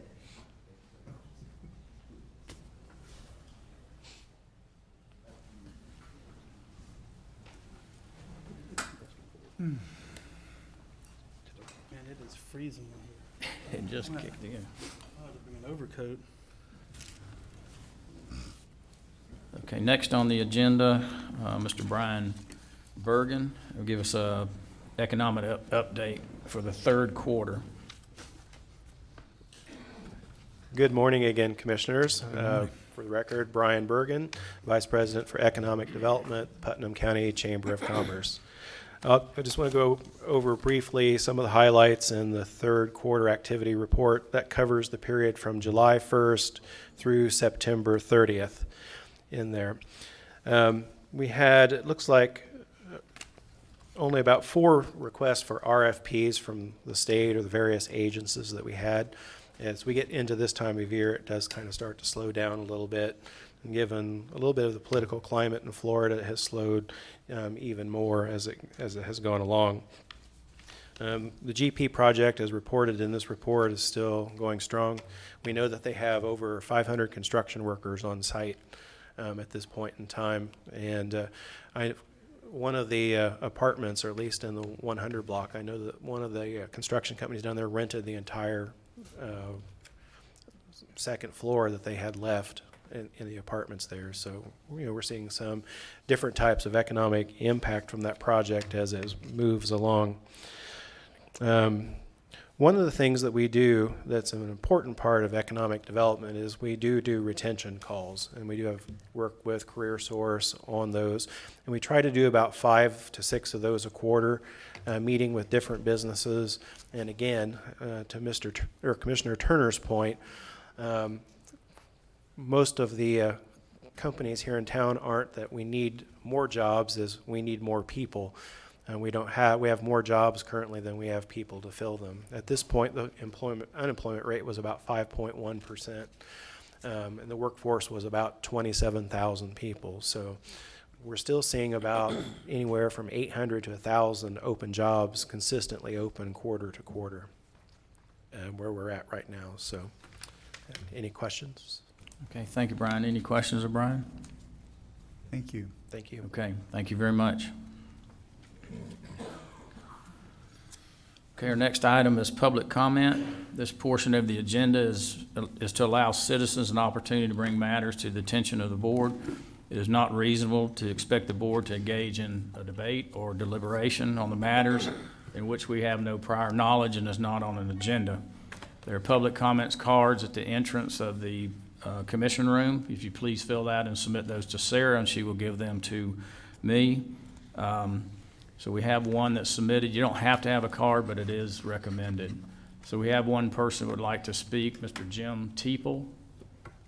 You'd come forward. Freezing. And you have 3 minutes. If you'd state your name and address and. Jim Temple, 5342 Southeast 7th Avenue, Keystone Heights. I'm a general contractor, and I just wanted to express a concern to the commission. I appreciate your time. Within the health department, environmental health, they are short-handed right now, dramatically short-handed for the past 5 or 6 months. We build homes for people. In the past 8 months, we put approximately $1.5 million onto new tax rolls of new construction. 5 people have moved into Putnam County from other counties that we built for. Right now, I have contracts for 4 more people, about $1.2 million in new revenue and taxes. And every one of those 4 families are moving from another state or another county into Putnam County. In getting permits processed through environmental health, with them being short-handed, they've closed the loan. They have a certain amount of time to build. This holds up getting my building permit from the building department, so I cannot begin construction. And then at the end, making inspections to get the CO, certificate of occupancy, is being delayed also because of them being short-handed. So the people cannot move in, but they're still paying interest on their loan to the bank for the construction loan. I've spoken with Ms. Garcia several times. She's working on that, but I wanted to make the board aware of it too. I've also spoken with Mr. Sokes, who I've had previous knowledge with him, and known him for a while, but I've spoken to both of them. But I wanted to make the commission just aware of the situation and the challenges that environmental health is going through right now, and how it affects business people and your homeowners that are moving into your area. Thank you for your time. Mr. Chairman. Hey, thank you. Excuse me. Yeah, Just Mr. to let you know, we are well aware of it. 2 of the people sitting on the other side of this dais is also well aware of it, because we're in the construction business along with you on it in our other life. Right. So if there's anything, Miss Mary, we can do to help you out in this, we would appreciate it, because he's right. It's been pretty rough. I mean, it's been pretty rough trying to get a septic permit, which you have to have before you can pull your building permit. Right. I'll just say, yes, and we are fortunately, because we're the Department of Health is an integrated Department of Health, we do reach out to our fellow counties. Sadly, it's our fellow counties who are stealing our very well-trained environmental health specialists. It is something that we are working at a statewide level. It is not just Putnam County. If it's not water management that steals our, we spend a year training our environmental health specialists. We're just getting them ready. They're getting all their certificates, and they become incredibly marketable. And even though we've told them the progression that we're going to have for them, young people, it's a little bit different nowadays. They move very quickly from jobs to jobs. It's a little bit different. And so I can't blame them. I wholeheartedly support them and their effort to do better in their in their lives, it's just really difficult. So we've got 2 individuals that have been in training with us now for 2.5 months, and one starts on Friday. So we'll be fully staffed, and we have, I've taken on a lot of the administrative roles for environmental health on me. So you can see me Fridays and Saturdays here if you'd like to, and Sundays at the office to alleviate that effort, and so that my manager can do 100% septics. So I had no doubt you were doing everything in your power to rectify it. That's why I We said are. if It's just very if we can help, let us frustrating. know. But we're Even though we're you becoming don't very answer good with us, friends. we work more in a partnership than. Yes, sir. But if there's something It we can is. do, please ask us. We have, and I'm even reaching out to our retired employees to come back, even if it is on certain days. So we're being very creative as we can, and as I said, it's an issue that's being looked at by a work group at the state level as well, because it happens in every organization. You get somebody well-trained, and then they're very, very marketable, Thank you. even amongst I have a ourselves. question. Okay, Commissioner Rawls? Is it possible to use an outside third-party provider for inspections or permitting to get us over the hump? No, sir, not at this time, not for the Department of Health, no. Fortunately, we do have some really very good individuals that do soil samples and do that work for us. So that's a benefit to Putnam County, that we do have individuals that have that expertise, so that my team is not having to do that. So they are doing that. Is the inspections the slowdown or the issue of the permit? What's the? It's called, septic systems is a long training process. And so while I may have a brand-new staff, it takes me 2 months to get them through some of the certifications that they need to do. And then septic training only comes certain times of year. And so they are all signed up for the training that's coming up. I believe it starts in February. But, and so all of us are at the same level. We're all borrowing and sharing staff, depending on the regions and the areas. And you're well aware that when I took over after Mr. Holmes retired, we were only doing sanitary inspections two times, Tuesdays and Thursdays. And my manager said, no, this is one of those things that we need to do as a public service. It's really important. And so we're doing them at 100% of the time. So we're very dedicated to that. For clarity, is the permitting the what's slowing down, or is it inspections, or both? There's a lot. I mean, it's a good thing for Putnam County. Right now, we have we have about 20 permits. I think we're down to 8. We're getting some help with permits, writing permits, so we're getting through those as we go. But yes, it's a good thing. It means that we're having a lot of construction going on in Putnam County, so it's a very good thing, or a new septic system's being put in. My question is the chink in the chain, is it permitting, or is it inspections, or is it both that you're lacking? It's the timing of both of them, yes, sir. Being out in the field is terribly important, and so it requires a certain amount of times to do it, and then coming back into the office and writing those results, and then getting through the permits that are essential, that are repairs and the sanitary nuisances done as quickly as possible, and then for the construction ones to get done. So it does take a lot of desk space. You need more employees in the office and in We've the got fields. them. We've got them being training. It's just that they need to be trained. They cannot write. They're reviewing them now, so they're getting the expertise, but they're not trained to sign off on them. And I think Mr. Temple teased me that I should sign off on them, but you really don't want me to be doing that.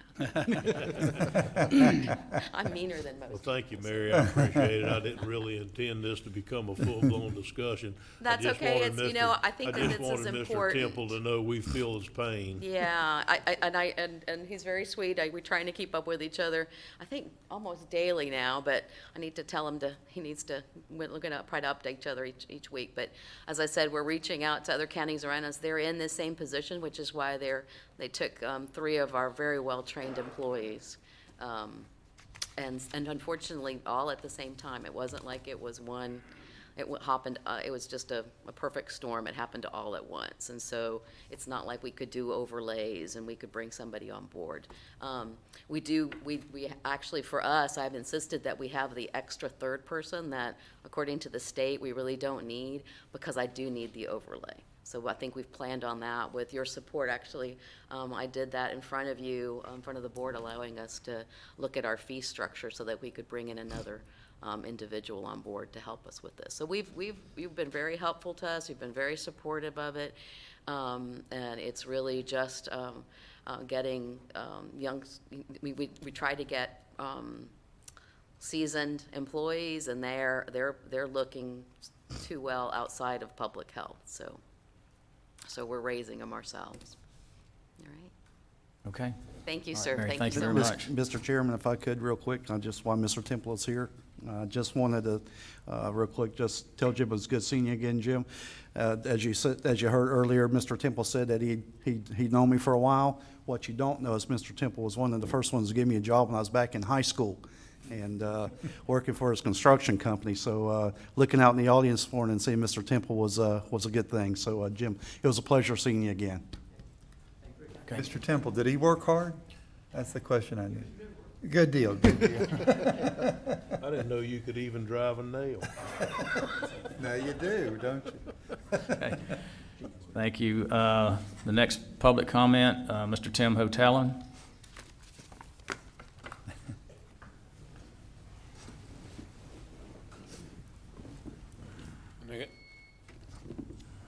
Time's up. Sorry. Operator error, Tim. Oh, okay. And again, I'm up here on one of your things that's on the agenda, assuming you want it done now, but you've got a thing that was advertised in the newspaper about 3 times where Miss Nilda Siebert, the MSBU coordinator, is supposedly the bottom, in running this, which would lead me to believe that it's what I'd seen in the past was the annual passing of the definition of the MSBU unit, allowing the individual small suburbs groups, whatever the, pardon my terminology, but to collect money so that they can fund the stuff that's out and beyond what the county has.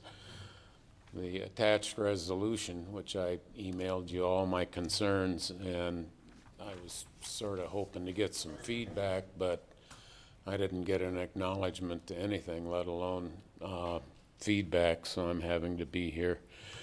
I have some concerns with the way it's written. This resolution, nowhere does it say MSBU.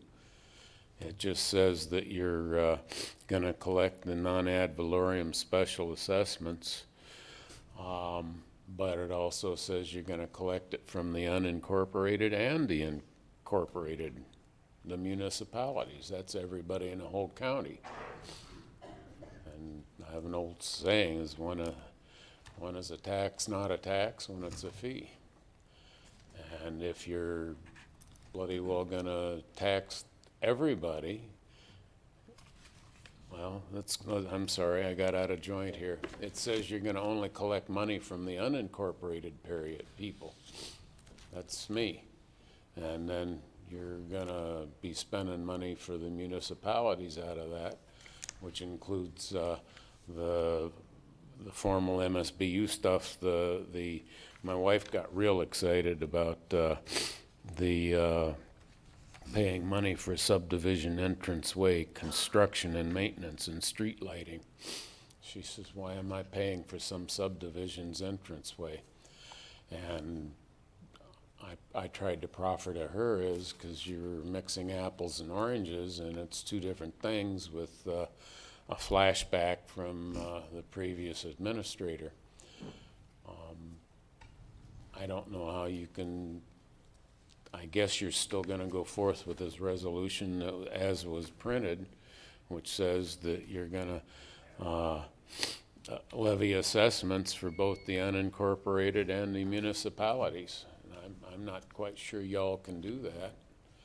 And if in fact it's under the guise, as I've had 3 different people tell me, of providing the power and authority which is necessary for the MSB units, it's not mentioned. And the other thing that I'd hope that you'd talk about is the big money that you spent on that fire fee study.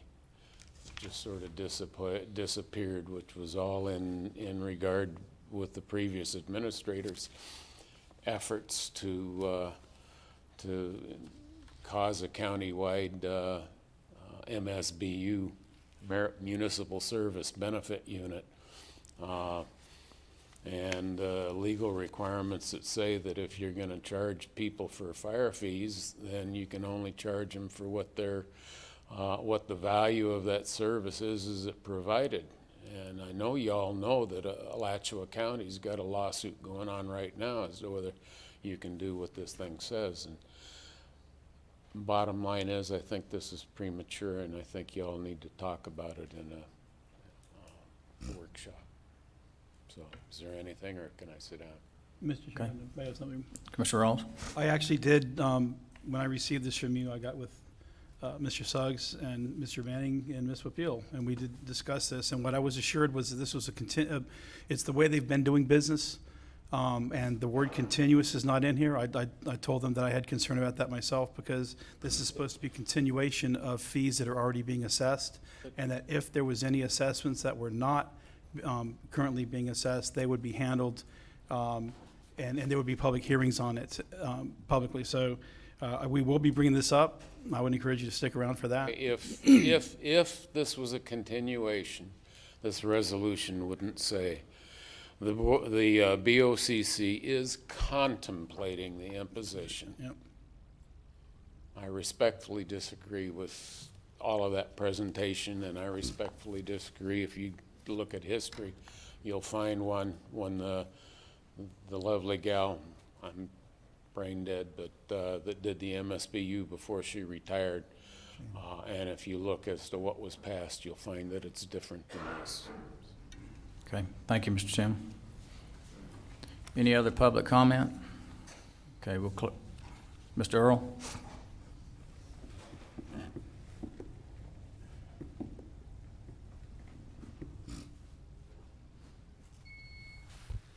Earl Ballinger, 496 Clifton Road, Crescent City. There was a little disagreement amongst you commissioners this morning. That's a good thing. You're supposed to disagree. I like to see that. If you all agreed on everything, we wouldn't need you. Mr. Sachs could do the whole job himself. But what I would like to add is what everybody said this morning. I kind of agree with all of you. I mean, what Mr. Ross said, this needed to be vetted out by everybody before, not here. Well, Mr. Harvey said that this thing has been a drain on their finances for 15 years. Sell it at a loss, we might make our money back in taxes over a few years, who knows? Then Mr. Turner comes in and says, well, let's put some contingencies in the contract. All great ideas. And that is why y'all disagree. And I think because of that, we're going to come up with something good. Thank you. Okay. Thank you, Mr. Earl. Glad to do my part. Okay. Any other public comment? Okay, we'll close the public comment portion of this meeting, and we'll move to our consent agenda. There is one addition to the consent agenda, which is item N, which is a correction to the fee schedule through the building department. Is that correct? Yes, sir, Mr. Chairman. Okay, so it's just a correction. Yeah, what this is was a scrivener's error, and we're asking just to have a resolution adopted today to correct the scrivener's error. Okay. I have one question. I think, what's in yellow, is that what's being put in or taken out? Let me pull my paper real quick. On page 6, you have a dollar sign in front of 50, and then you have percentage sign behind it. Okay, Is wait. it 50? Okay. Let's go ahead and go through this motion. If we'll look at the consent agenda, and I will start to my right with Commissioner Rawls. Are there any items you wish to pull? Let's pull N and, if you don't mind, and also F and G. Okay, that's N, F, and G. Commissioner Goddard? I have none. Commissioner Turner? I have none. Commissioner Harvey?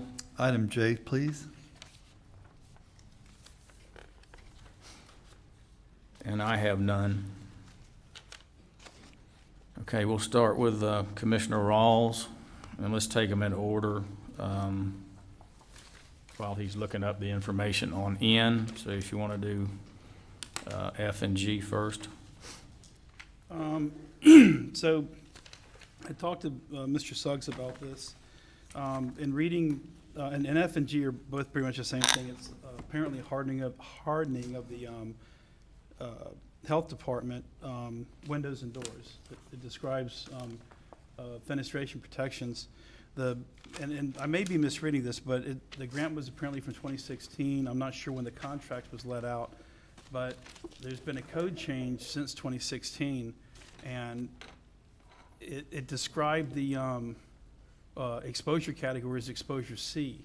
And in 2017, the exposure categories are changed, which would make C a lower exposure category. So I'd asked Mr. Suggs if there was any way he could check to make sure that since there was a code change, that what was put in contract in 16 or put out then would still be relevant, because we can go through these changes and then come back and not be able to get the work done. The other thing was, why are we spending almost $10,000 on engineering for window and door protection? There's a lot of stuff you can buy off the shelf that meets the ASTM standards, and the ASCE standards that they call out. And I'm just wondering if we really need to spend $10,000 in engineering, since you can buy pre-engineered products that you can just bolt on the building. Mr. Chairman. Commissioner Turner? Commissioner Rawl, when I showed up around here a little over a year ago, I was as frustrated about this kind of stuff as you are right now. In our everyday life, we go out and we do exactly what you said, but when we're sitting on this side of the diocese, part of the grant requirements, I understand it, are that we have professionals. While you and I have a lot of common sense because we do this for a real living, we don't necessarily have enough letters after our name to be able to do that engineering for them. And so I think that's why this is in there. I don't think we have a choice. Well, but I agree with what you said. My question is, if I can go buy a pre-engineered door assembly under Florida product approval, I can install that with a permit. I can do the same thing with roll-up or roll-down shutters, windstorm protection. There's a myriad of and I've looked some of it up online, of products that are available that come with engineering, so it would not require any additional engineering. The company that supplies the material would supply the engineering data with it, and we wouldn't have to pay extra for it.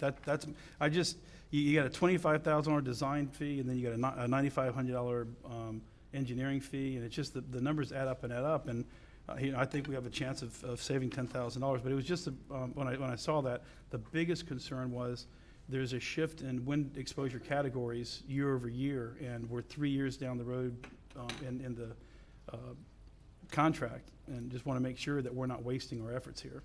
Mr. Chairman, I think that's an excellent point, Commissioner, that we need to make sure we're working under the proper building code, but that again is why we need architectural services for the project, because again, while you and I have the ability to decide which window that we would go and select and go and put it into the correct procedure, the people at the EOC do not have that expertise, so they're going to have to. It's actually in our packet. The language is in our packet that we're asked to approve. That's why I'm bringing it up. Yes, this isn't. I'm not getting the weeds. It was in what was given to me. That's why I'm bringing it up. Yes, sir. I understand. Thank you. Thank you. Okay. Anything else on F and G? Nope.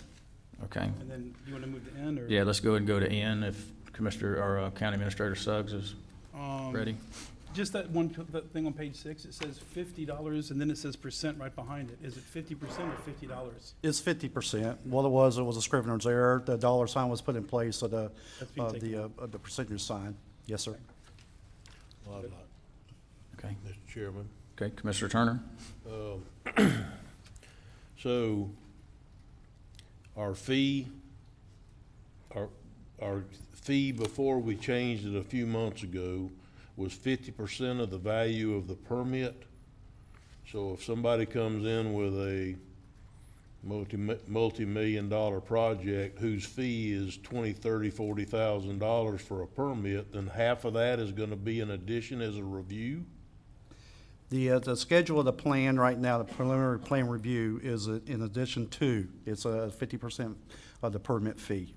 So, all right, Mr. Cioffi, could you come up here, please, and try to explain this to me, because we're fixing to blow this up, and I don't think it's correct. I don't believe what, I don't think that you're explaining it like I understood it to be. So, if Mr. Cioffi. Yeah.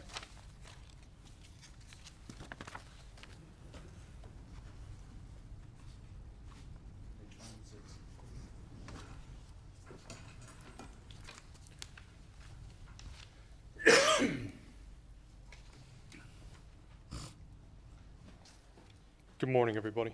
So the correction that's being made is when they transferred all this information, the commercial plan review fee was not moved over. So that was, it was, not that it was deleted, it was just missed, okay? And the old fee under preliminary plan review, it always said 50% of review fee, okay? So that's preliminary. So that means if your plan review fee is $200, you're going to give us 50% up front to start that review. It's not an additional fee. It's just you submit your plans, we're going to take 50% of the fee up front. When we provide the service, we get a lot of guys that submit that never show up. We've exhausted all these resources, never. So it's more like a deposit is what you're telling me, not Yes, an sir. additional fee? No, sir. Okay, thank you. Yep. You're that's what I correct. understood I was it reading to off the form at the bottom in parentheses that said additional. Okay. So. Just make it that ain't what you said. Yeah, I don't disagree. That's why we have a building official in the office, Mr. or Cioffi. in the audience. Mr. That's why Cioffi, they're here. Can you give us an example real quick? If, like, to his point, if you've got a $1 million project that's gonna have $50,000 worth of permit fees, do you just throw an arbitrary number at that, trying to get to, if somebody brings in 300 pages of plans for you to go through, you can't do that for $50. How do you come up with the cost to do that? The fee schedule had already been determined. That was in place when I got here. The problem was they carried the wrong symbol over. It wasn't a dollar, it was a percentage mark that should have been moved over. So the fee schedule has not been changed. That's not what we're doing. We're just trying to correct it back to where it should have been. They missed it when I think this page was typed instead of a Word document, so that's how it got missed. What would you use as to fill that number in? Well, we have a fee schedule that tells you what your permit costs are and what the plan review fee would be. So that 20% number distinguishes what your plan review fee of the cost is. And then it has a minimum number on there of $75. So it's either 20% or 75. So let's just say it was 20% of 50,000, that's $10,000. Then the 50% rule would kick in before you do anything. You're gonna get a $5,000 deposit. They always do a deposit Okay. when they drop off. Yes, sir. Okay, anything else on item N? Okay, If not, I would like to say thank you to my staff for explaining that. Thank you, John. Yes, I sir. appreciate you being here today. okay, Commissioner Harvey, item J. Thank you, Mr. Chairman. I'd like to call Mike Nimitz up, if you don't mind. Press Tompkins had to leave the room to go to a meeting. They are fully aware that I was going to bring this up today.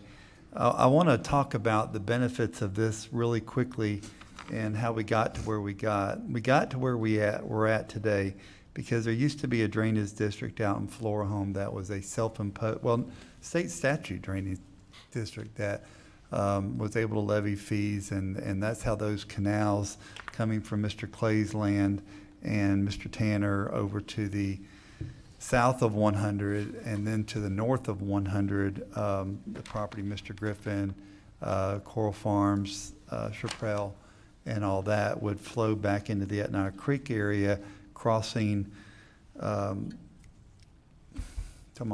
Coral Farm, not Coral Farms. Holloway Road? Holloway Road, and then finally working its way through Barden Road and back out to Rice Creek. So it's a pretty big project. We got this project with USDA, and with the help of Mike and Mr. Cuneo and Mr. Tompkins, we were able to deliver maps to the landowners out there. And in those maps, we asked them to highlight areas of concern on their property. I don't want to be long-winded here, but this is important to know. We also, because it might come back up, our scope of work is very precise with USDA. That's And correct. we cannot dredge, for example.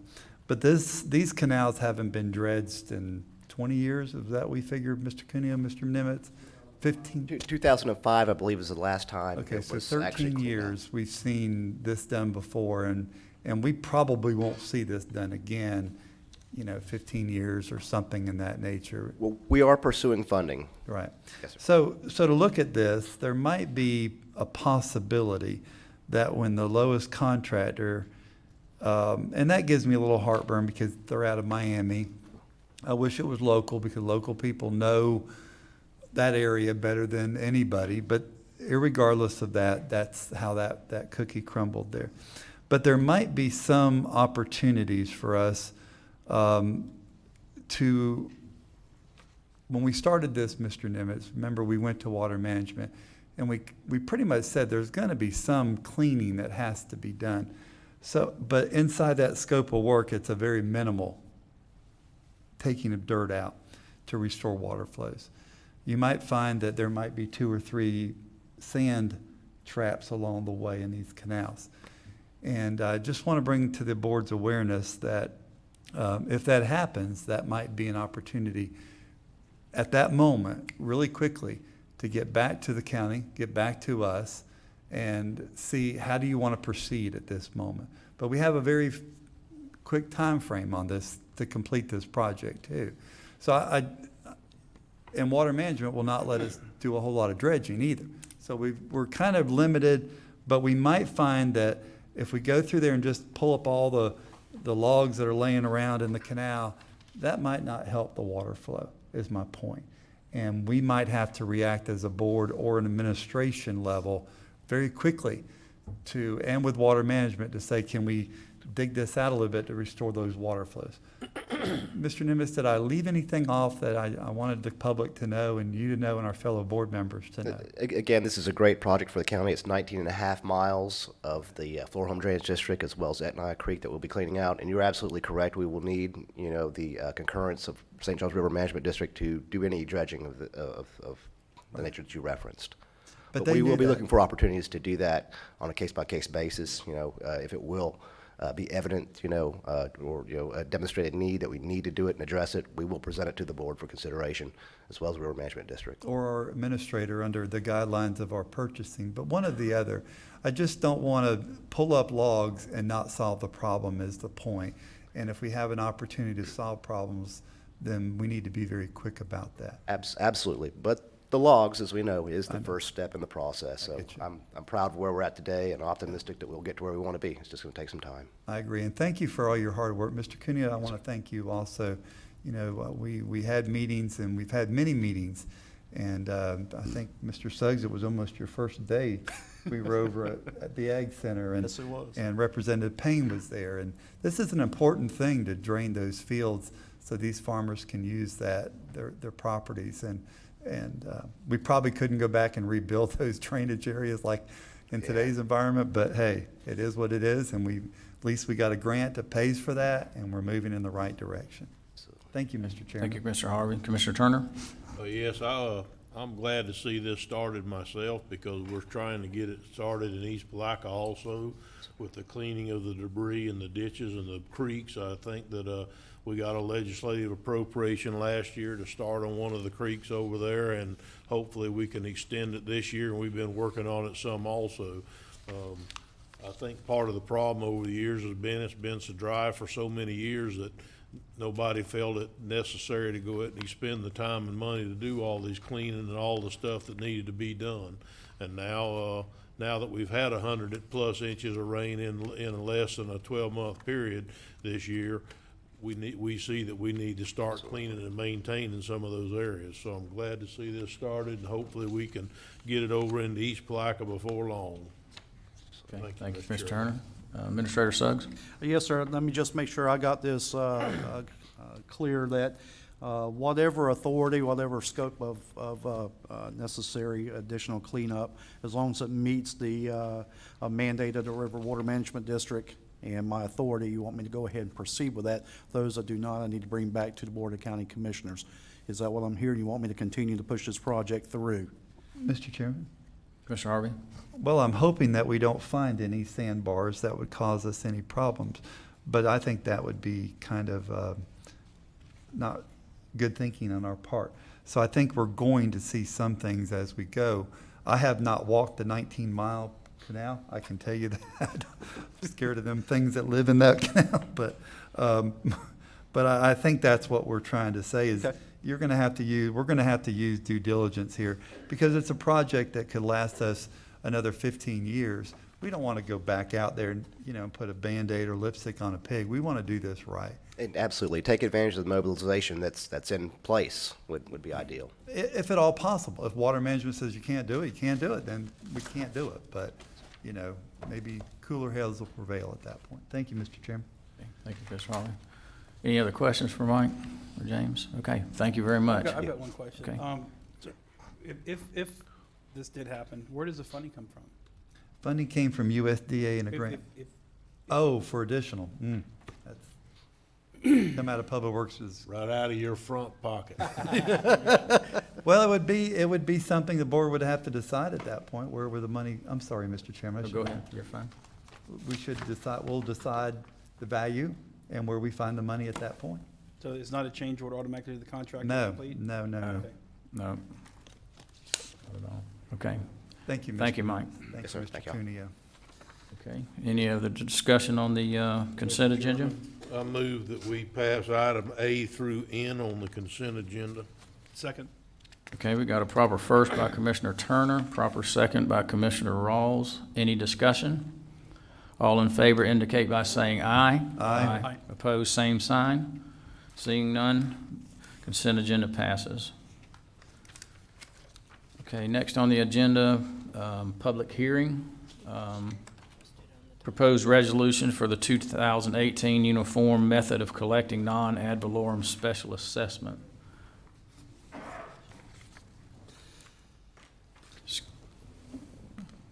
Okay. Can I digress just a minute and ask for any comments from the Honorable Tim Smith? Thank you, Mr. Chairman. I'll go ahead and say something. I don't know the reason it's in that position, but I don't like it, so I'll discuss it with you. That's probably why I skipped it. So anyway, but go ahead. Thank you, Mr. Chairman. Just wanted to point out that we have a little table over here by the deputy clerk's position. We have a picture of Tony Pace, and as you all know, we discussed last time of her passing. Our office held a little memorial service last Friday before our annual holiday lunch.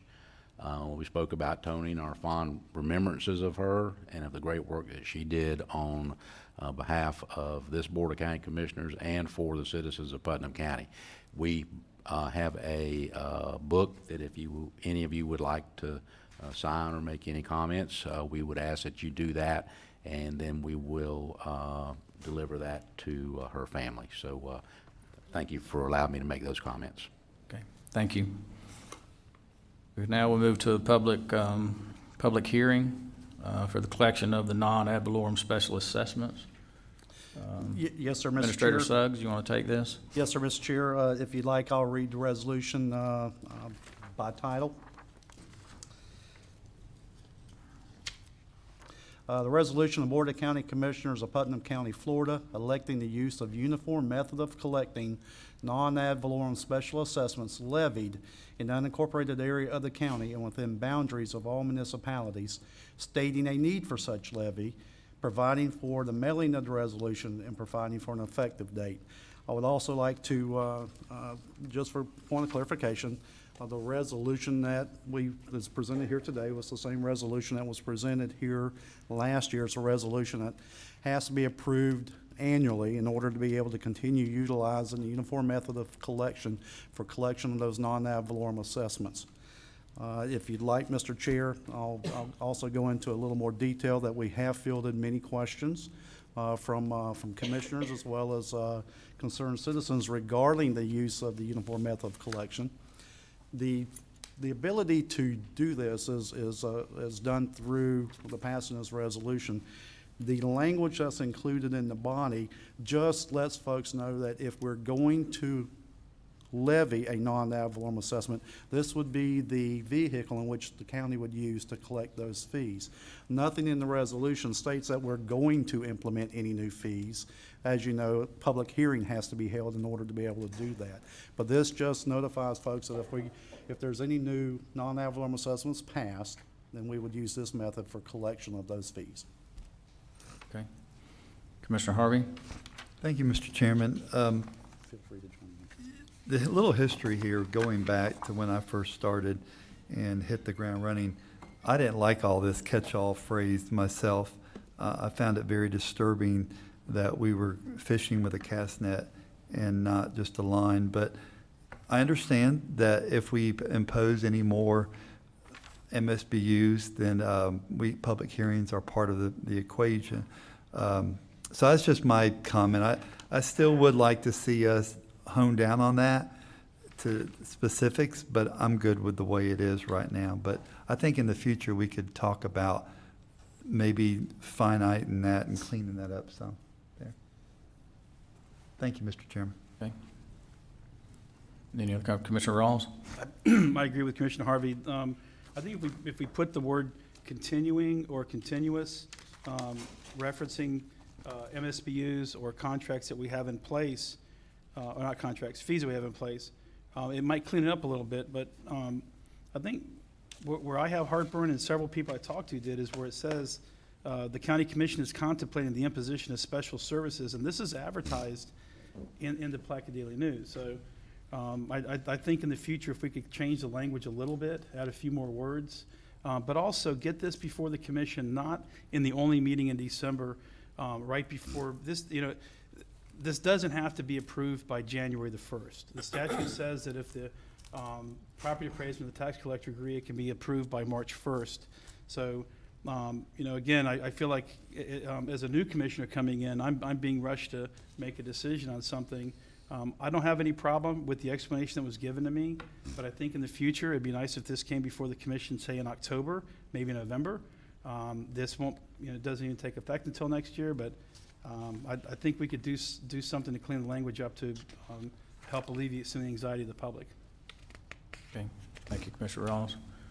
Any other comment? I do have a comment before we take this to a vote. Mr. Tim, I did not ignore your concerns. I think like the other commissioners, they met one-on-one with, I actually had a phone conversation with County Administrator Suggs and Stacy Manning, our legal counsel, about your concerns, and I also had some other questions. But if this is to have a vehicle to collect these MSBU's that are already in place through our taxing authority, correct? Through your tax bill, so we don't have to send these out separately. And also allows us, if we were going to do one, that we wouldn't have to revisit that or send this out separately.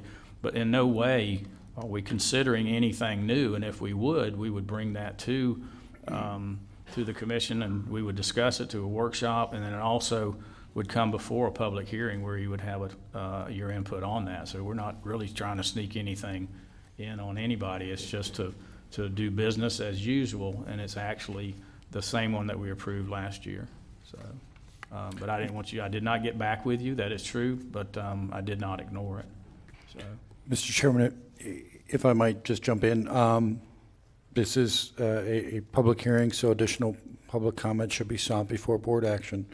And the second point being that, everything I'm hearing here said is accurate. This really is a vehicle to collect those taxes, which the board either has or might in the coming year adopt as special assessments. And again, if there were to be any new special assessments adopted, there's a full procedure for doing that. It requires public notice and hearings and whatnot. This is just a vehicle, a cost-saving measure, really, is the way it is. It saves the taxpayers the cost of what it would take to have the staff mail out individual bills to everybody that does pay a special assessment, and that does, and it doesn't just include MSBU's, it's also the fire assessment. So, and your solid waste special assessment that is also collected on the tax bill. So all of those things would have to be billed separately, and of course there'd be a cost associated with that. So, Okay, thank you. Commissioner Turner? While I understand what's going on, I do. I agree with Commissioner Harvey and Commissioner Rawl that maybe we could work on this language some. Personally, I'm willing to let this move forward today, but I'd like to make a challenge that between now and next year, that it actually be brought to workshop, be discussed, and possibly insert some of this language that has been discussed here today by the commissioners, and or delete some of the things that's been discussed here today by the commissioners, where this won't hold us up, but it will at least we get it done before we have to pass this by next year. So that's just a comment that I'd like to make. Okay, and I also agree with Commissioner Rawls, Turner, and Harvey. I'd like to see this back at a workshop probably in October, so we have time to make those changes and really discuss this and hone down on it. So maybe it's a little more pleasing, still does the job a little more pleasing to the public.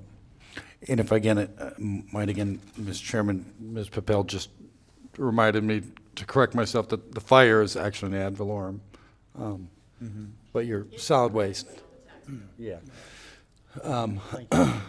But, and again, thank you, Stacy. This is a public hearing, so any additional public comment should be sought before board action.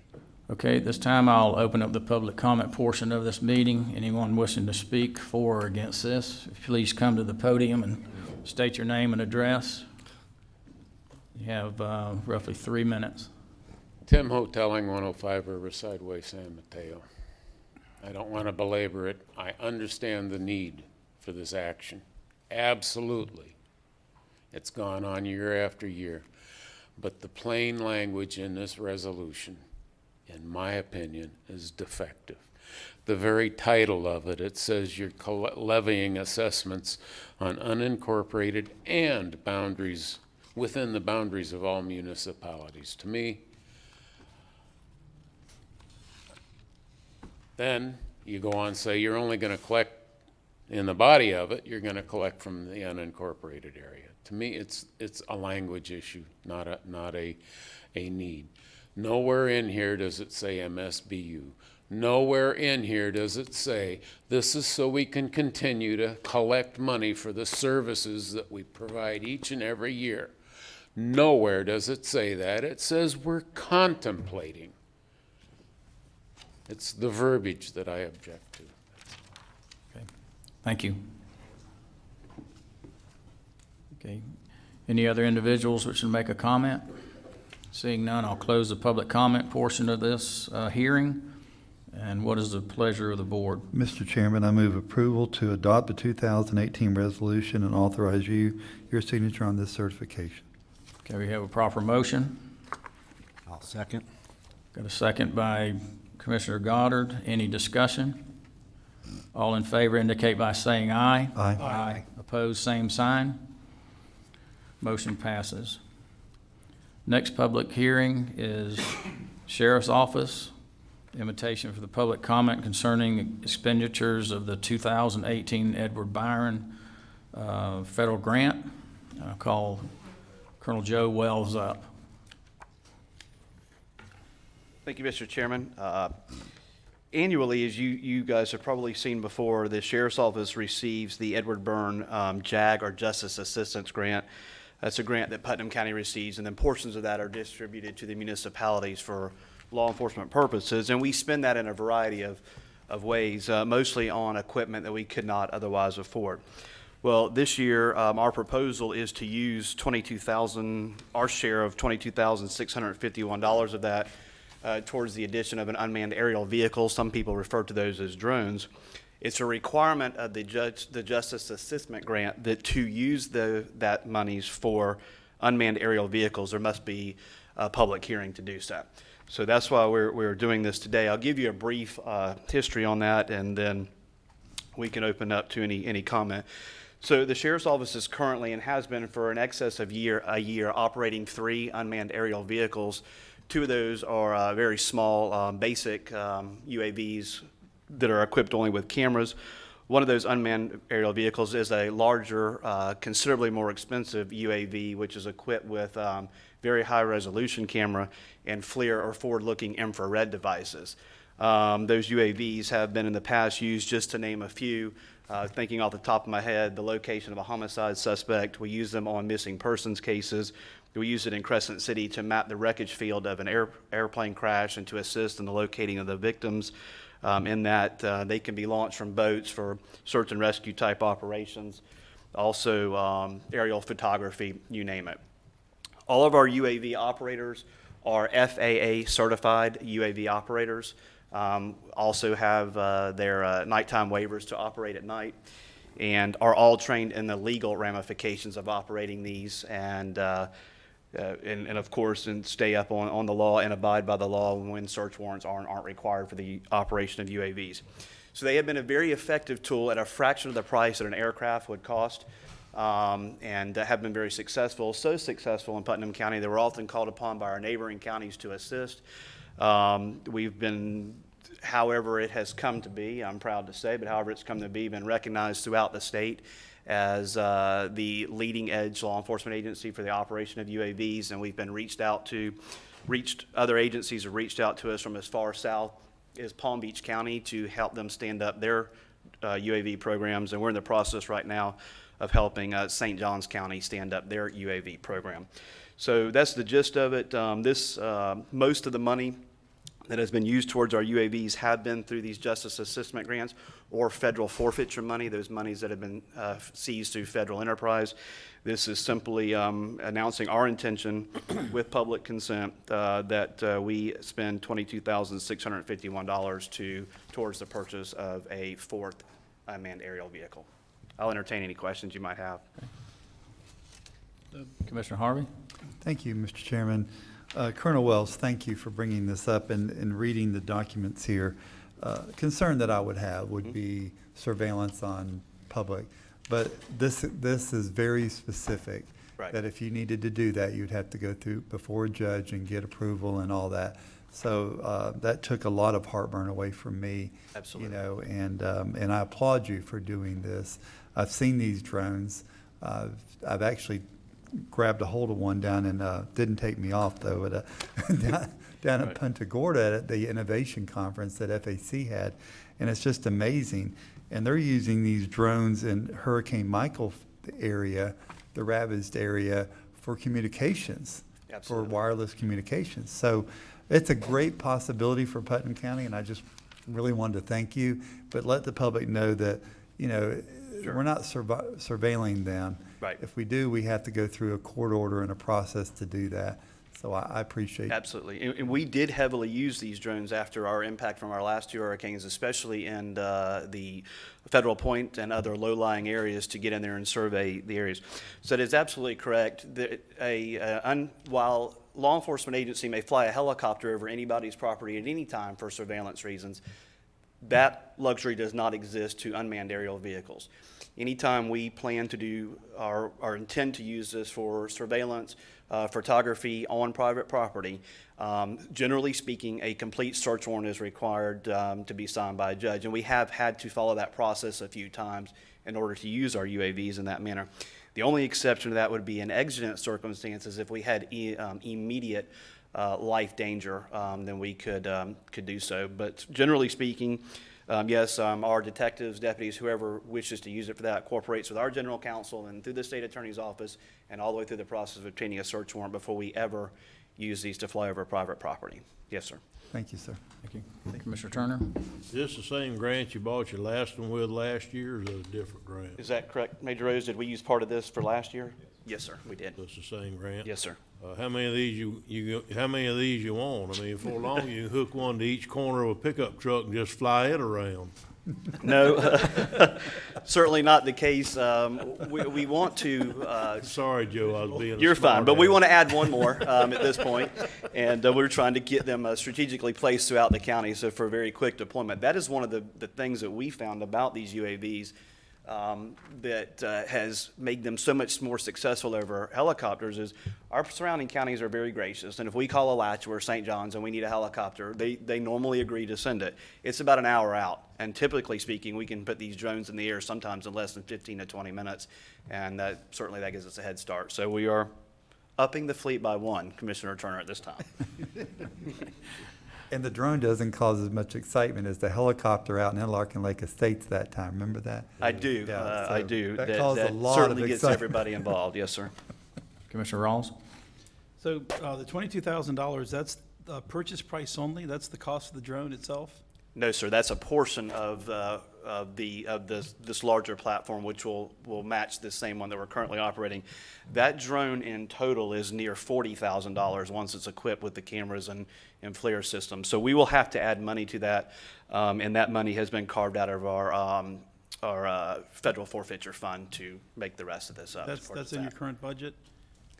The federal forfeiture, yes. But you've budgeted to spend that. This is not on top of that, correct? Well, at a federal forfeiture, the money remains available to us. The state forfeiture fund, yes, does have to have a budgeting procedure, and those expenditures come before you. The federal forfeiture is a rolling fund that we can use at any time as long as it meets the federal guidelines for the use of those funds, yes. So we're spending $40,000 on the drone in total? That's going to be roughly the cost. I mean, they fluctuate based on the cameras, but yes, sir, it's going to be roughly about that. So we're going to have to pull roughly 10 to 18, somewhere between $10,000 or so dollars out of that to do it. What is the longevity on one of these things? So, any major or lieutenant, whichever one of these are both Major Rosers, our director of law enforcement, Lieutenant Taylor, who is one of our UAV certified operators, are here. So he may be able to speak more specifically to that. But the ones that we have in now are the oldest one is what, going on 2 years? Correct. Okay.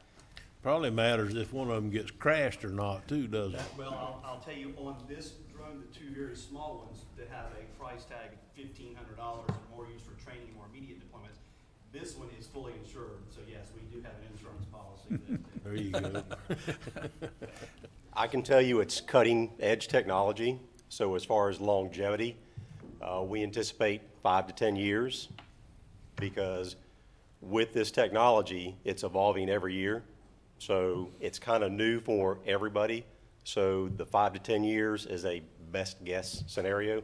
So there's nothing in concrete. Okay.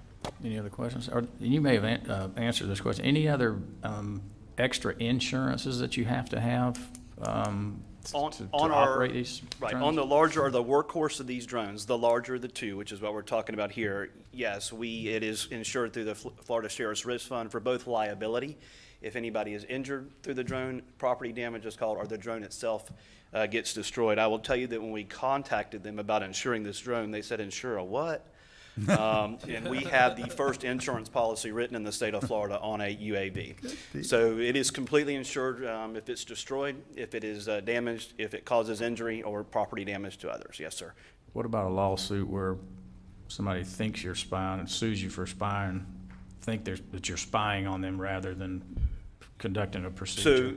So that was a question that we asked specifically, and they said, and the answer is, just like any of our other operations, that's covered through our risk fund if litigation is brought amongst us. For any other, let's say, bad search or false arrest, that's covered through the risk fund. The rider on our policy, which we already had for all that, was for the actual operation and cost of the drone or property damage the drone itself may cause.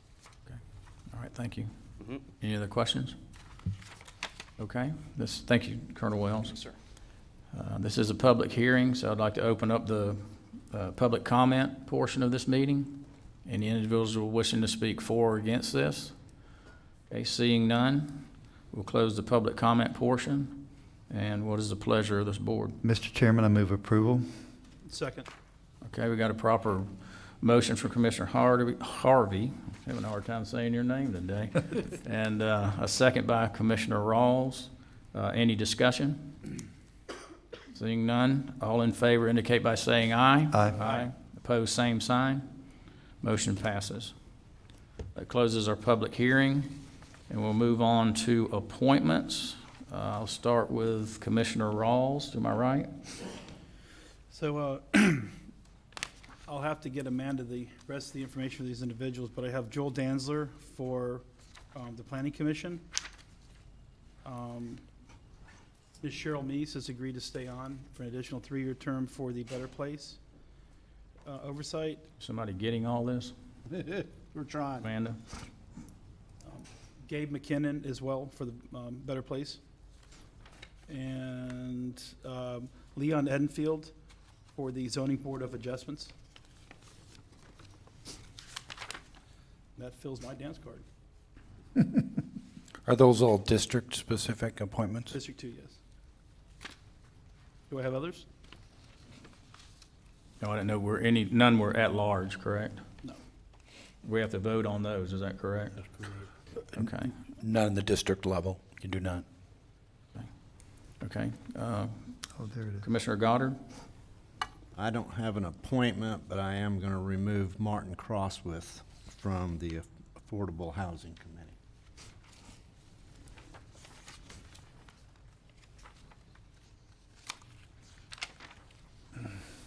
Okay, that takes no action because it's on the district level.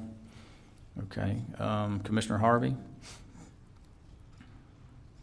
Yes. I want to reappoint Mary Lynn Panettiere to Parks and Recreation on my District 4 appointment. And that's the only appointment I have right now, sir. Okay, thank you. Can I ask a point of clarity real quick? Mr. Manning, are we, there's been some confusion. I don't know if I've ever spoken to you personally about this, but are we able to remove people during their term on these committees? During the term, Yes, the board is. the board, not individually. Correct. Okay, all right, thank you. Is it from me? So do we need to address? If we can go back We to need to this. go back to Commissioner Goddard's. Well, Mr. Crosswith Request? is having some. Well, his term expired, so he's You're not good, wanting to you're be good. reappointed, is what you're indicating. So Yeah. he's no longer serving. Okay.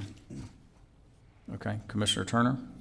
Yes, first I'd like to. Oh, sorry, hang on. It says term expired here. Yeah, I saw that, but I see But it's 2020. also got is a confusion, so if you're, I would suggest if you're going to have a discussion, then let's go ahead and do it officially in a Yeah, motion. this is confusing because it says expires on 2/28/22, but then at the end of his name, it says term expired. So I would ask that that be a board Okay, let motion. me just clarify then.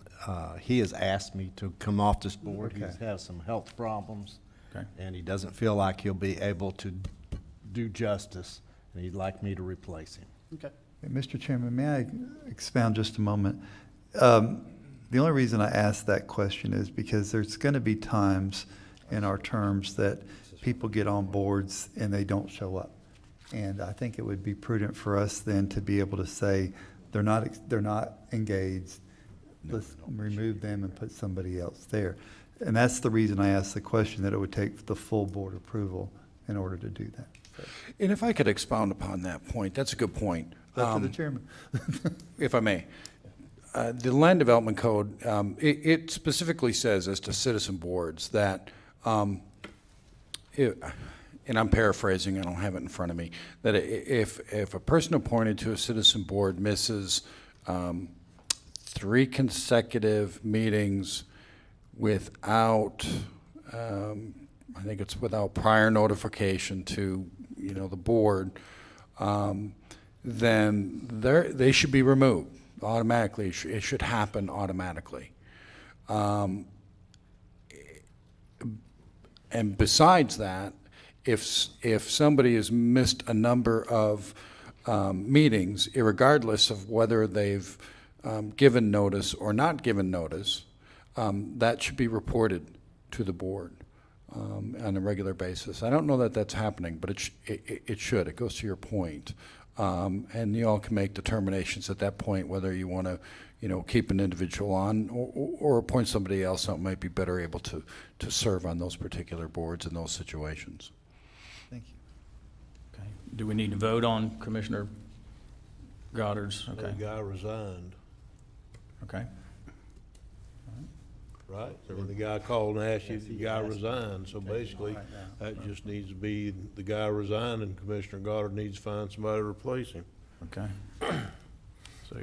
Okay. Mr. Chairman, if I could add something to Mr. Manning and Mr. Harvey's point. When I was talking to Ms. Meese yesterday, the expression, the frustration that she expressed, and she originally said she did not want to continue, was because other people don't show up to the meeting. She said, we can't even get a simple quorum. And her initial reaction was, no, I don't want to be on there for 3 more years because it doesn't go anywhere. So I think it would be prudent for this board to, at some point, come up with some means and methods to be able to reach out to the board members and stay in contact with them and let them know that what they're doing is important, that we care about it, and also remind them they have upcoming meetings. Make sure they can be there. Maybe, if the Better Place Plan is meeting every 3 months and somebody misses a meeting, their next opportunity is 3 months down the road. Maybe it can be, the dates can be moved around, reshuffled, where you can have a quorum present. But she wanted me to express that, and she said that she'll be discussing that next week at the meeting as well. Okay. Thank you. Commissioner Turner? I think some of those things that the land development code would cover would be planning commission and ZBOA and some of those, but a lot of them I doubt are in the land code, such as animal control committee and things such as that. I mean, there's 22 committees, 22 citizen committees and 10 MSBU committees. So and I think there's another 16 committees that are staff and commissioners or elected officials, not commissioners. So Actually, it I applies think to it all will- citizen-appointed committees. I think it might be actually a good idea to maybe at some time in the not too distant future, because I know there are a couple of times this year that we had been asked by the chairman of a board to remove someone, and because they didn't show up to any of the meetings. And I think that we need to pass some type of a procedure for when a chairman asks that one of their people be removed, that we could review that and move forward with it if we desire to do so. So that's just my 2 cents on that one. Now, if we can get back to what we were trying to get done here. I have an at-large recommendation of John Traxler being put back on the Animal Services Advisory Committee. Would I nominate him? I nominate John Traxler because it's an at-large position. Second. Okay, we got a proper motion, a proper second. Any discussion? All in favor indicate by saying aye. Aye. Opposed, same sign. Also, as an at-large position, I understand that Joseph Froelich would like to be reappointed to the Planning Commission. I would offer a motion to recommend or nominate Joey Froelich for the at-large position. Second.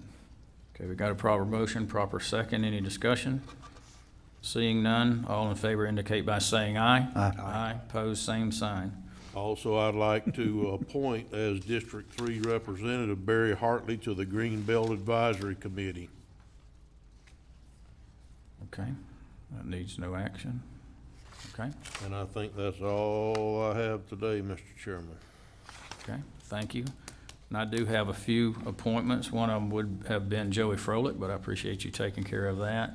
I would like to renominate J.R. Grimes to the Affordable Housing Committee, Second. and that is an at-large position, so I make that motion. So we have a proper motion, proper second. Any discussion? Can I make that motion as chairman? I don't think the chairman. Pass me the gavel and then you can. There you go. Or you can make the If they're motion. all, I'll be happy to make the motion for you, Yeah, Mr. yeah. Chairman, or you Sure. can pass me the gavel long enough to make the motion, whichever you He wants prefer. that gavel. Could you make, I know. I want to beat on something. I would be honored if you would make that motion. I I'm so sure moved, Jared- Mr. Chairman. So we got a proper motion by Commissioner Turner and a second by Commissioner Rawls. Any discussion? All in favor indicate by saying aye. Aye. Opposed, same sign. I'd like to renominate John Newbold for the Greenbelt Advisory Committee. Is Mr. Turbot, or is that yours? That's me, Oh, all right. unless you want to do it. It's District 1. It's District 1 Yeah, appointment. you can, I can't do that one, Can't do pal. that? You got to do that Even if I one. pass a gavel, you Even if you pass the gavel, that's right. Well, I'd like to renominate John Newbold for that committee. And then also in District 1, I'd like to renominate Mike Pegg for the Parks and Recreation Advisory Committee. And my last one is a at-large. So I'll ask Commissioner Turner to make this motion. I'd like to have him renominate Chase Barnes for the ZBOA. I move that we nominate Chase Barnes for ZBOA. Okay, so we have a proper motion. Second. Proper second by Commissioner Rawls. Any discussion? All in favor indicate by saying aye. Aye. Opposed, same sign. Seeing none. Thank you, gentlemen, commissioners, for your appointments, because these committees are very important. And I'll share the frustrations with Commissioner Rawls. Ms. Shirley Griffin has expressed her frustration about not being able to gather a quorum for a number of meetings. And so we need people that will participate and show up to these meetings. So anyway, we'll move on to closing comments. Can I ask a question real quick? Yes, Do these take effect January 1st? Immediately. I think it's, Immediately through whatever term they're replacing. Okay, so this, okay. That'd be January 1st. Well, it would be immediately for whatever term they're taking, yeah, but some of these, their term started past February, and they've been serving on there, even though their terms were up, they've been serving on there like they weren't up. We just didn't get around to doing this until lately, so. My question gets to, there's a meeting next Wednesday for the Better Place Plan Oversight. Should I tell Gabe to plan on being there, or does, okay. Yeah, they're on it now. They're on it. Okay. Yeah, those terms all started in December, so, yep, they're welcome to join us. Can I build a fire here or something? okay. Yeah, right? Okay. I thought it was feeling good. All right. Closing comments, Administrator Suggs?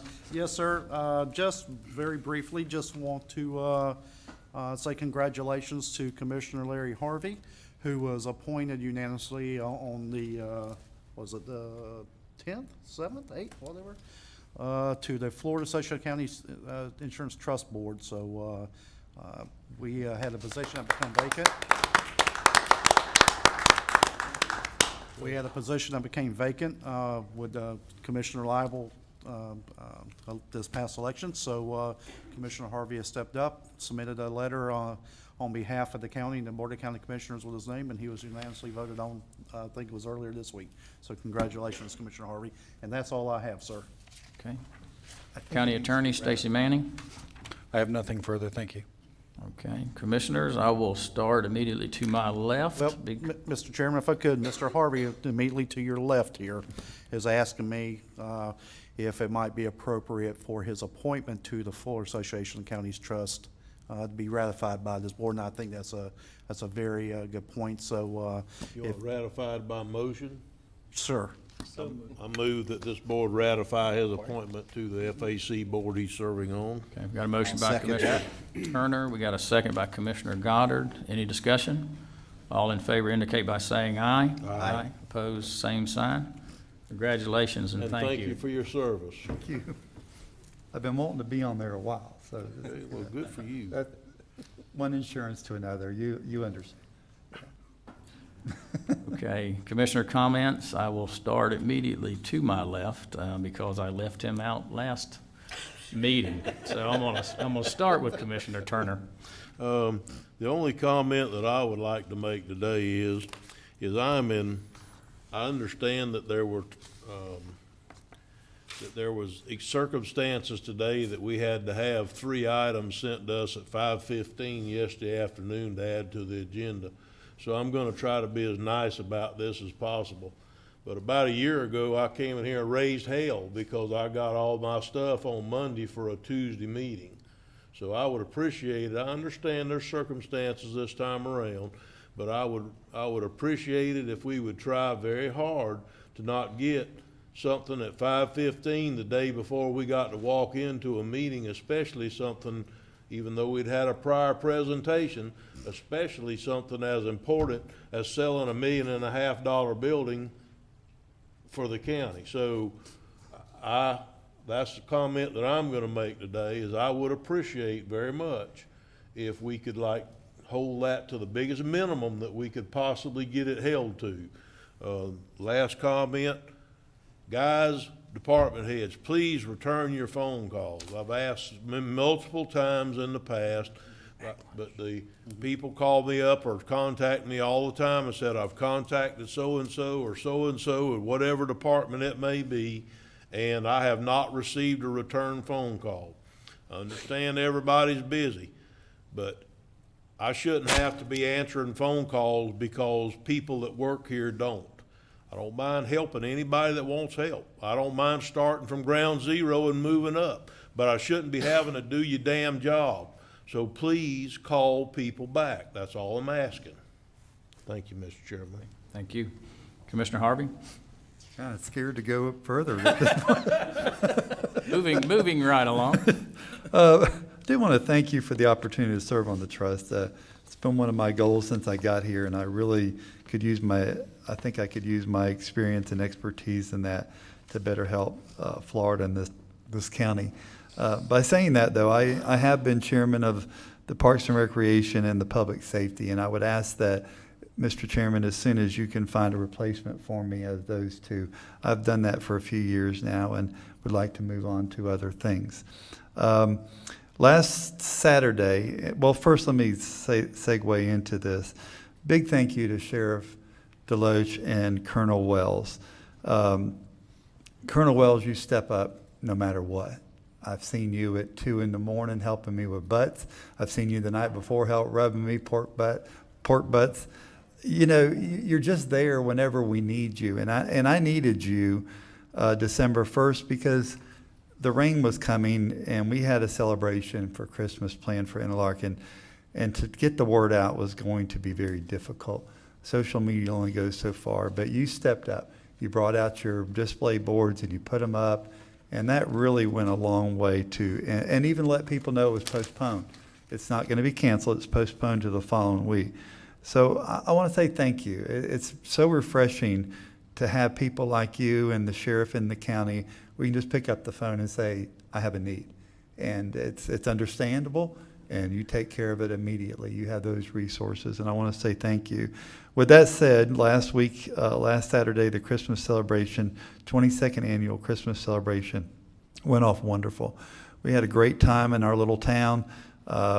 We had a big Christmas parade, and Santa was sitting on a beautifully restored T-Bird that was just to die for. 1957 T-Bird.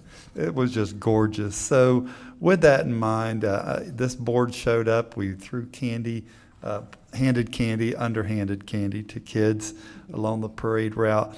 But it was so refreshing to be right in front of Santa because they really didn't see us, did they, Commissioner Guy? We let Commissioner Pickens go a little further ahead because he had a prior engagement, but they were all like, here comes Santa, here comes Santa. That's what small town's about, and that's what this community's about. And it's so refreshing for us to be a part of Melrose, Willaca, Crescent City, Palaca, Interlaken. At any time we can be there. We can't be at everything. We try. God knows we put it on our calendar, but we can't be at everything. But we do our best to get to as much as we can. And this coming Saturday, Willaca, and we'll be doing, I hope I didn't steal your thunder. And last but not least, I want to give a shout out to our administrator, Mr. Suggs. Breath of fresh air for me to have him here. As you know, as the Florida Association of Counties, I serve as the chairman of the Rural Caucus. And our challenge has been the digital divide that exists in Florida, especially rural Florida. Is there a digital divide? Yeah, kind of, maybe somewhat, yes, no. And I don't mean that flippantly. That's a big moving wheel, if you will. But yesterday, myself and Matt Reynolds and IT Director Bob Stender, along with some T-Mobile people, had a conference call. And I've asked our county administrator that we're going to try to come out with a plan that would work for Putnam County to bridge that digital divide, a plan that we can share throughout Florida. Because I've been, as my role as FAC, I kind of been tasked with that. And all the other counties are kind of scratching their heads, wondering where do we get started. Our county administrator has stepped up. We're going to start here. We're going to do it. You're the chairman. We're going to start here, and we're going to move this ball forward. So, Administrator Suggs, thank you for that, and I appreciate you and Matt's attention to this matter. And it's going to benefit the county, and it's going to benefit our state, and we'll have some document that we'll be able to take to our legislators and our elected officials and say, here's what rural Florida, Putnam County needs to be able to attract and retain and to go into the 21st century in the proper way we need to. So thank you, Mr. Chairman. That's the end of my comments, sir. Okay. Thank you, Commissioner Harvey. Commissioner Rawls? Ditto. I did go to the trail opening Saturday. I wasn't able to be at the Christmas parade, and I was asked to stay around for the Blue Ways and Trails Committee meeting, and I think they had a really good turnout. There's a lot of citizens that are involved. They had a good time, had some music, and a little bit of fun and fellowship, but it was a really good event. Okay, thank you. Commissioner Goddard? Yeah, well, of course, we had the Melrose Parade, the bike trail opening, and that was pretty cool. I've cheated and I rode the bikes out there long before it was open, but I had to check it out. But they are nice, not just the trail that you can ride, but you know, it's a nice walk. But it's very, very nice. Also, the Interlochen Parade. What I should have done is take and put a camera on Commissioner Harvey, because he never slowed down. It was just go, go, go, go. The only time he slowed down is when he actually climbed in the Jeep, and then the mouth just kept going anyway. But it was definitely entertaining. It was a very good event. This Saturday we have the Willaca Parade, which is always a good event. And I'm gonna throw in. We don't tell them enough how good they are, but Mr. Suggs, not only do you spend the time to answer my questions, and I know sometimes you're ready for me to get out of the office, but you do a very accommodating job. But also I found out how he has gone out to those who have just come back from the hospital and took them out a meal because they requested it. But I thought that was great. And Mr. Manning, again, you also take the time to sit down and explain things where I understand them, which I know is difficult at times. So, thank you. Okay, thank you, Mr. Goddard. I'd like to also add the trail opening. I want to thank Craig McLean and all the people who are involved in that whole process. Holly and my wife and I attended that, and I want to thank Jeff and Claudia Barnes. They purchased a property right there at the Springside Cutoff and are developing that property and built a real nice pole barn and allowed them to have the event there. And they're really excited about being property owners in Putnam County. And Holly and I actually walked the last couple of miles of the trail, and it's really nice. We look forward to cycling it soon. And I want to thank Commissioner Rawls and Commissioner Goddard. They were asked to speak for a few minutes, and they represented the county very well. And so I was honored to be there with them, and Representative Payne also. Interlochen Parade, never done that one before. A little different doing that parade at night. I've done the 4th of July parade, but it was really well attended, and to see all the kids out. It's about a 2-bag parade, so 2 bags of candy is what we threw out. And I want to thank Commissioner Harvey for his hard work. It's just amazing. You're there, and everybody's going, where's Larry? Where's Larry? Where's Larry? Everybody's got a question for Larry because he's in charge and he does such a great job. And Larry does stick out in the crowd. It's hard for him to hide. And the last thing is the Willaca Parade, as everybody's mentioned, it's at noon. I will be there with my truck, and hopefully some of the commissioners will be able to join me, and maybe some of the staff. Stacy, I'm going to ask you, the road that's right across from S&A Leisure where we stage, do you know the name of that road to put you on the spot? Okay, but it's right across from S&A Leisure. There's a field there, and that's where we'll gather, probably at about 11. I think you're correct, yes. So, anyway. Good job. Yeah, so I knew you would know Good. that.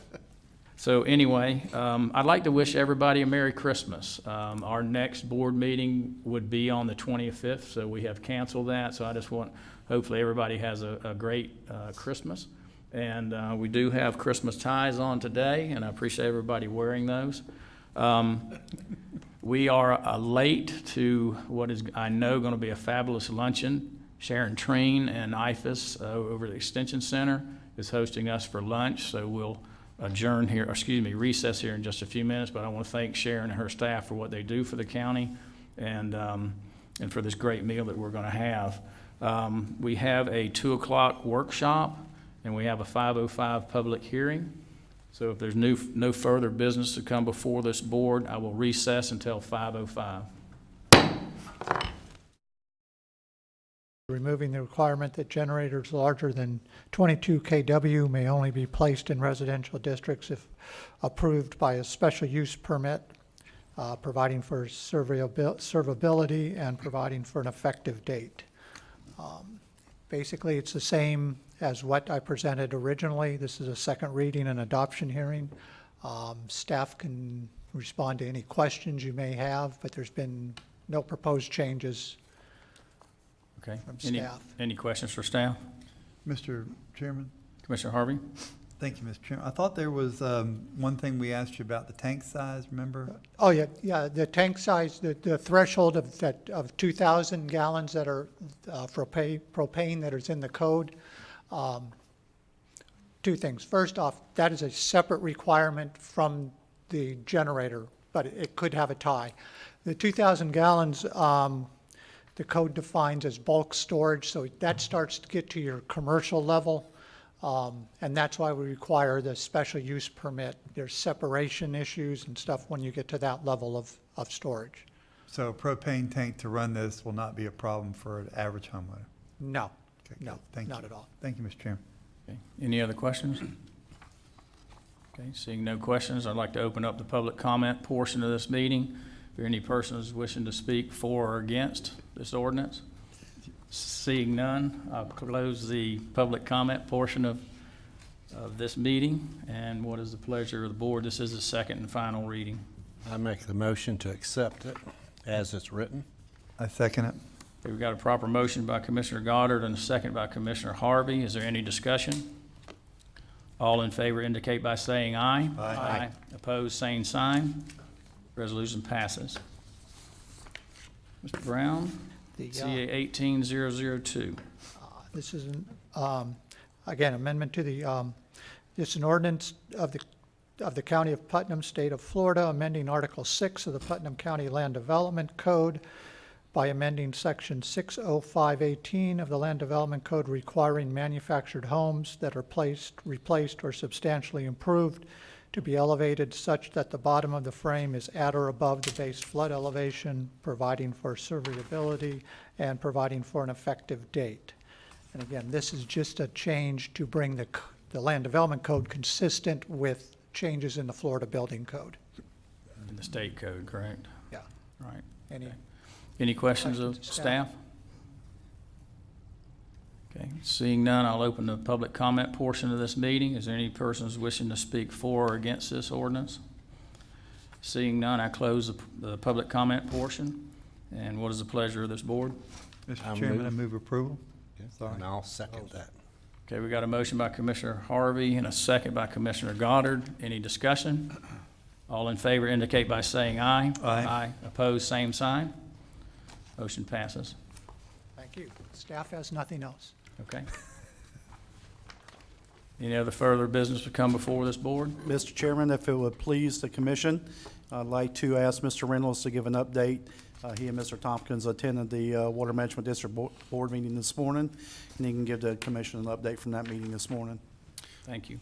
I apologize. I should have done this earlier in the workshop, but just to let the commission know that this morning, the St. Johns River Water Management District Board did approve the transfer of the Edgefield property, including the Dog Branch Regional Stormwater Treatment Facility, to the county. So once I have a copy of that signed agreement, I will send that to representatives at the Florida DEP, and we will be in compliance with our Basin Management Action Plan requirements, which is the BMAP requirements for the Lower St. Johns Basin.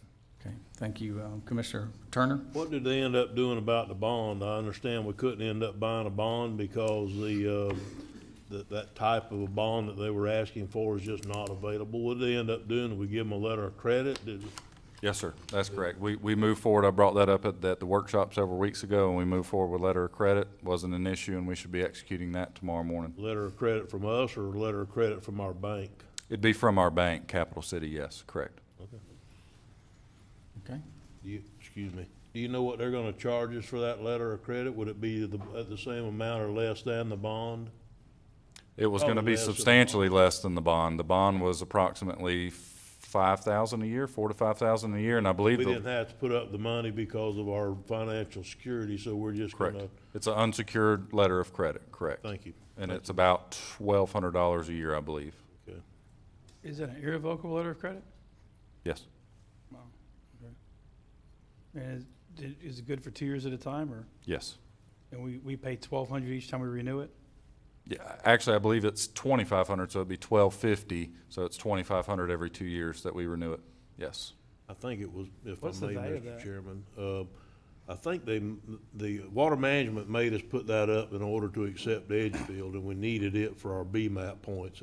We didn't have a lot of choice, so they asked us for a letter of credit. They asked us for a bond or a letter of credit, and I wasn't very happy about it. That they asked us instead of just, taking our word for it, but I'm sure, well, I know, but it's government versus government, so I would have thought they'd have done that, but they didn't. And so, we ended up, I hooked them up with a bonding company, and they hooked them up with several others. That type of a bond just wasn't available. And so they ended up accepting a letter of credit from the county, and that was actually cheaper than the bond anyhow. In my experience, usually letters of credit are required to be a lot less on the face value. Is this like 25% or? It's letter of credit is for $125,000. And what would the bond have been, 600 or 500? No, the bond would have been for that, So we they're were trying to get a 1-to-1 bond for that same amount. Yeah. That's crazy. And they were wanting like 2.5% if the bond was available, so it would have been that, or it would have been double that amount for a bond, for the Yeah. type bond they were asking for, but just for history is all I was trying to bring you up. I appreciate it. All right, thank you, Matt. Any other comments, concerns? Okay, if there's no further business, we stand adjourned. That's the way you do it.